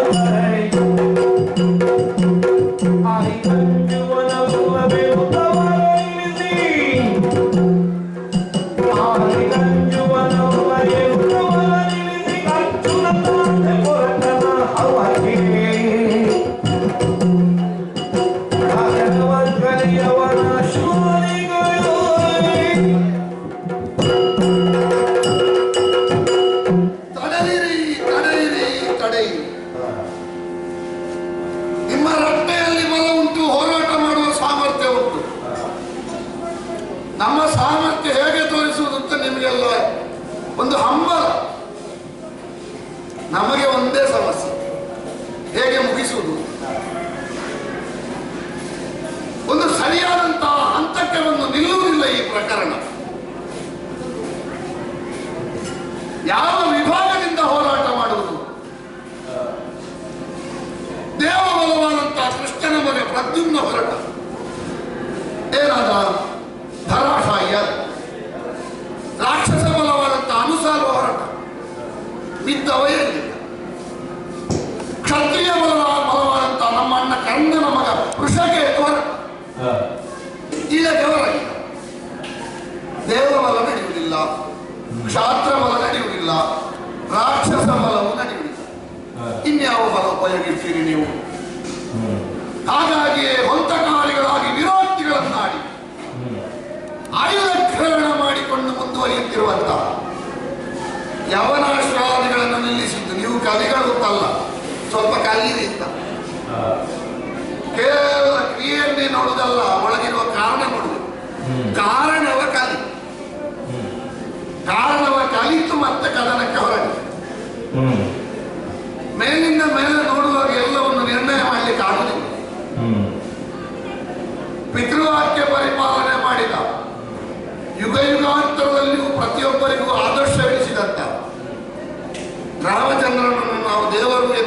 ಮಾನಿಸುವುದಿಲ್ವೋ? ಅಪ್ಪ ಹೇಳಿದ್ದನ್ನು ಕೇಳದೆ ಪ್ರತಿ ಸಲವೂ ವಿರುದ್ಧವೇ ಮಾಡಿದ ಪ್ರಹ್ಲಾದನನ್ನು ನಾವು ಅಜ್ಜ ಅಂತ ಹೇಳ್ತೇವ. ಈಗ ರಾಮನನ್ನು ದೇವರು ಅಂತ ಮಾನಿಸುವುದೇ ಹೌದಾದ್ರೆ ಪಿತನ ವಾಕ್ಯ ಮೀರಿದ ಪ್ರಹ್ಲಾದನನ್ನು ದೇವರು ಹೇಗೆ ಮಾನಿಸುವುದು? ಅಲ್ಲಿರುವ ಕ್ರಿಯೆ ಮುಖ್ಯ ಅಲ್ಲ, ಒಳಗಿರುವ ಕಾರಣ ಮುಖ್ಯ. ಪಿತ ಎಂತವ, ಅದನ್ನು ಮೀರಿದ ಮಗ ಎಂತವ, ಇದೆಲ್ಲ ಗಣನೆಗೆ ಬರುವುದಿಲ್ವಾ? ನೀವೆಲ್ಲ ಮೇಲಿಂದ ಮೇಲೆ ಅಶ್ವಮೇಧದ ಕುದುರೆ ಕಟ್ಟಿದ್ದಾನೆ, ಹೋರಾಟ ಹೋರಾಟ ಅಲ್ಲ, ಏನು ಕಾರಣ ಇರಬಹುದು ಎನ್ನುವುದಾಗಿ ಸ್ವಲ್ಪ ತರ್ಕಿಸಬೇಕು. ಬದುಕು ಎನ್ನುವುದೇ ಒಂದು ಅನ್ವೇಷಣೆ. ನಮ್ಮ ಅಣ್ಣನಷ್ಟು ದೊಡ್ಡ ಅನ್ವೇಷಕ ಮತ್ತೊಬ್ಬ ಇದೆ. ಒಂದು 4 ಸಲ ಯಶಸ್ಸು ಪಡೆದ್ರೆ ಸಾಕು, ನಾವು ಮಾಡಿದ್ದೆಲ್ಲ ಸರಿ ಎನ್ನುವ ಭಾವ ಮಾನವ ಮಾತ್ರ ನಮಗೆ ಬರ್ತದೆ. ಮತ್ತೊಬ್ಬ ನಿನ್ನದು ಸರಿ ಇಲ್ಲ ಅಂತ ಹೇಳಿದ್ರು ಅವನ ಮುಖ ನೋಡುದಿಲ್ಲ ಮತ್ತೆ ಇವಾಗ. ಆಗ ನಮ್ಮ ಅಣ್ಣ ಪ್ರತಿಯೊಂದು ಕಾರ್ಯ ಮಾಡಿದವರು ಸರಿ ಉಂಟಾ ತಪ್ಪ, ಸರಿ ಉಂಟಾ ತಪ್ಪ, ಒಂದು 4 ಸಲ ವಿಮರ್ಶೆ ಮಾಡಿದ್ರೆ ಮುಂದಿನ ಕಾರ್ಯಕ್ಕೆ ಹೊರಟೋದು. ಕುರುಕ್ಷೇತ್ರ ಯುದ್ಧ ಆಗಲೇಬೇಕು, ಕೌರವಾದಿಗಳು ಸಾಯಲೇಬೇಕು, ಇಂಥ ಒಂದು ನಿರ್ಧಾರ ಇದ್ರು ಬಂದು ಹತ್ಯಾ ದೋಷ ಈ ಸಂಖ್ಯೆ ಬಂತು. ನಾನು ಮಾಡಿದ್ದು ಸರಿಯೋ ತಪ್ಪ ಅಂತ ಯಾರಿಗೆ ಬರೋದು? ನಿಜವಾಗಿಯೂ ಧರ್ಮ ಭೀರುವಾದವನಿಗೆ, ಆ ಯೋಚನೆ ಇದ್ದವನಿಗೆ. ಹಾಗಾಗಿಯೇ ಹೊರಟ ಶಕ್ತಿಯ ನಿವಾರಣೆಗಾಗಿ ವೇದವ್ಯಾಸರ ನಿರ್ದೇಶನ, ಕೃಷ್ಣಾನಂದರಾಯರೆಲ್ಲ ಒಟ್ಟುಗೂಡಿ ಅಶ್ವಮೇಧ. ಅಶ್ವಮೇಧ ನಮ್ಮಲ್ಲಿರುವಂತಹ ಚಕ್ರವರ್ತಿ ಸ್ಥಾನವನ್ನು ಸ್ಥಿರಗೊಳಿಸುವುದಕ್ಕೆ ಇರುವುದಲ್ಲ. ಅಶ್ವಮೇಧ ರಾಮನೂ ಮಾಡಲಿಲ್ಲ. ರಾಮ ಅಶ್ವಮೇಧದಲ್ಲಿ ಅವನ ರಾಮತ್ವವನ್ನು ಸ್ಥಾಪಿಸುವುದಕ್ಕೆ ಹೊರಟಲ್ಲ, ರಾಮ ತತ್ವವನ್ನು ಸ್ಥಾಪಿಸುವುದಕ್ಕೆ ಹೊರಟ. ಪಾಂಡವರು ಮಾಡುವ ಅಶ್ವಮೇಧದಲ್ಲಿಯೂ ಕೇವಲ ಕುದುರೆಯನ್ನು ಬಿಟ್ಟು ಕಪ್ಪಗಾಣಿಕೆಗಳನ್ನು ಸಂಗ್ರಹಿಸುವುದಷ್ಟೇ ಇದರ ಹಿಂದಿನ ಉದ್ದೇಶ ಅಲ್ಲ. ಅದೇ ಹೌದಾದ್ರೆ ಮೊನ್ನೆ ಆ ಸೌಪರಿ ಮುನಿ ಆಶ್ರಮದ ಹತ್ತಿರ ನಮ್ಮ ಕುದುರೆ ಅಲ್ಲಿಗೆ ಕೀಳಿಸಿಕೊಂಡು ಬಿಟ್ಟಿದ್ದಲ್ಲ, ಮುಂದೆ ಹೋಗಲಿಲ್ಲ. ಒಂದು ಬಂಡೆ ಕಲ್ಲಿಗೆ ಕಾಲಿಟ್ಟ ಕುದುರೆ ಹಿಂದೆ ಮುಂದೆ ಹೋಗಲಿಲ್ಲ. ಏನು ವಿಷಯ ಎನ್ನುವುದಾಗಿ ಆ ಕಡೆ ಈ ಕಡೆ ತರ್ಕಿಸ್ತಾ ಇದ್ದಾಗ ಸೌಪರಿ ಮುನಿಗಳ ಆಗಮನ ಆಯಿತು. ಉದ್ದಾಲಕ ಚಂಡಿಯರ ಕಥೆಯನ್ನು ಹೇಳಿದ್ರು. ಉದ್ದಾಲಕನಿಂದ ಶಬ್ದವಾದಂತಹ ಚಂಡಿ ಕಲ್ಲಾಗಿ ಬಿದ್ದಿದ್ದಾಳೆ. ಮುಂದೆ ಬರುವಂತಹ ಶ್ವೇತವಾಹನನ ಕುದುರೆಯ ಕಾಲಿನ ಸ್ಪರ್ಶದಿಂದ ಅವಳಿಗೆ ಶಾಪ ವಿಮೋಚನೆ ಹೇಳಿದ್ದು ಯಾವಾಗ? ನಾನು ಹುಟ್ಟುವ ಮೊದಲೇ. ಅಶ್ವಮೇಧಕ್ಕೆ ತೊಡಗಿದ್ದು ಯಾವಾಗ? ಒಂದು ಅಂದ್ರೆ ಕೇವಲ ಅಶ್ವಮೇಧ ಕಪ್ಪಗಾಣಿಕೆಗಳನ್ನು ಸಂಗ್ರಹ ಮಾಡಿ ನಮ್ಮ ದೊಡ್ಡಸ್ತಿಕೆಯನ್ನು ಸ್ಥಾಪಿಸುವುದಕ್ಕೆ ಇರುವುದಲ್ಲ, ಏನೋ ಅದಕ್ಕಿಂತಲೂ ಹೆಚ್ಚಿನಂತಹ ಲೋಕ ಕಲ್ಯಾಣದ ಕೃತ್ಯಗಳು. ಕಾಂಡವನ ದಹನದಲ್ಲಿ ಕಾಳಗಾಗಿದೆ. ನಾವು ಕಾಳಗವಾಗಿ ಇನ್ನೊಂದಿಗೆ ಕಾಳಗ ಮಾಡಿದ್ದೇವೆ. ಮತ್ತೆ ಗೊತ್ತಾದದಲ್ವ ಕಾಳಗದ ಕಾರಣ ಏನು? ನಮಗೆ ಅನುಗ್ರಹ ಮಾಡಲಿಕ್ಕೆ ಬಂದದ್ದು. ವಿಶ್ವದ್ರೋಣಾದಿಗಳನ್ನು ಕೊಲ್ಲುವುದಕ್ಕಿರುವ ಕಾರಣ ಏನು ಅಂತ ಕೇಳಿದಾಗ 700 ಮಾತುಗಳ ಭಗವದ್ಗೀತೆ ಬಂದದ್ದು. ಹಾಗಾಗಿಯೇ ಈ ಹುಡುಗ ಮುಂದುವರಿದು ಬರುತ್ತಿರುವಂತಹ ಈ ಓಟವನ್ನು ವೇಗವನ್ನು ಕಾಣುವಾಗ ಒಟ್ಟೂ ಮುಂದುವರಿಬೇಡಿ, ತಡೆಯಿರಿ. ಇವರನ್ನು ನೋಡುವಾಗಲೇ ಗೊತ್ತಾಗ್ತದೆ ಯಾರಿಗೂ ಅಂಜುವನಲ್ಲ, ಯಾರಿಗೂ ಅಂಜುವವಲ್ಲ. ಅಲ್ಲ, ನಾವು ಯಾರಿಗೂ ಅಂಜುವವರಲ್ಲ. ನಮ್ಮನ್ನು ಸಂತೋಷ ಆಗೋದು ನಮ್ಮ ಸ್ಥಾನವನ್ನು ಈ ಹುಡುಗ ಇನ್ನೂ ಆಕ್ರಮಿಸಿಕೊಳ್ತಾನೆ, ಮತ್ಸರಲ್ಲ ಸಂತೋಷ. ಆದರೆ ಹೇಳಬೇಕಾದ ರೀತಿಯಲ್ಲಿ ಹೇಳಿದ್ರೆ, ನಡಿಬೇಕಾದ ರೀತಿಯಲ್ಲಿ ನಡೆದರೆ ಮಾತ್ರ ಒಂದು ವಿಶೇಷವಾದ ಪ್ರತಿಭೆ ಉಳಿದು ಬೆಳೆಯುವುದಕ್ಕೆ ಸಾಧ್ಯವಾಗ್ತದೆ. ಒಟ್ಟು ಆಕ್ರಮಣಕ್ಕೆ ಹೊರಟ್ರೆ ಆ ಪ್ರತಿಭೆಯೂ ನಾಶ, ಪ್ರತಿಭೆಯೊಂದಿಗೆ ವಿರುದ್ಧ ಹೋರಾಟ ಮಾಡಿದ್ರು ನಾಶ. ಮತ್ತೆ ಯೂಹವನ್ನು ಬರೆದಿದ್ದಾನೆ. ನಮಗೆ ಸಂಗ್ರಹಿಸಿದ ಮಾಹಿತಿಯ ಪ್ರಕಾರ ಬಹಳ ದುಷ್ಟನಲ್ಲ. ಹಾಗಿರುವಾಗ ಕಾಳಗ ಮಾಡುವುದು ಹೇಗೆ ಅಂತ ಕೇಳಿದರೆ, ಹೊರಡುವಾಗ ನಮ್ಮವರು ನಿಂತಿದ್ದಾರೆ ಅಂತ ಕೋಪದಿಂದ ಹೊರಡುವುದಲ್ಲ, ನಮ್ಮ ಮುಖವನ್ನು ಬಿಗು ಮಾಡಿಕೊಳ್ಳುವುದಲ್ಲ, ನಮ್ಮ ಮುಖದಲ್ಲಿ ನಗೆ ಹೇಗೆ ಕಾಣಬೇಕು ಅಂತ ಹೇಳಿದ್ರೆ ಸಂಭ್ರಮವೇ ಕಾಣಬೇಕು.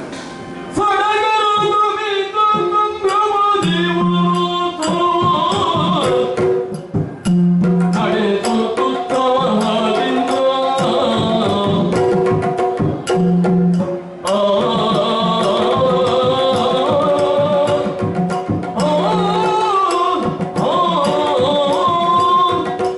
ಧನ್ಯವಾದ.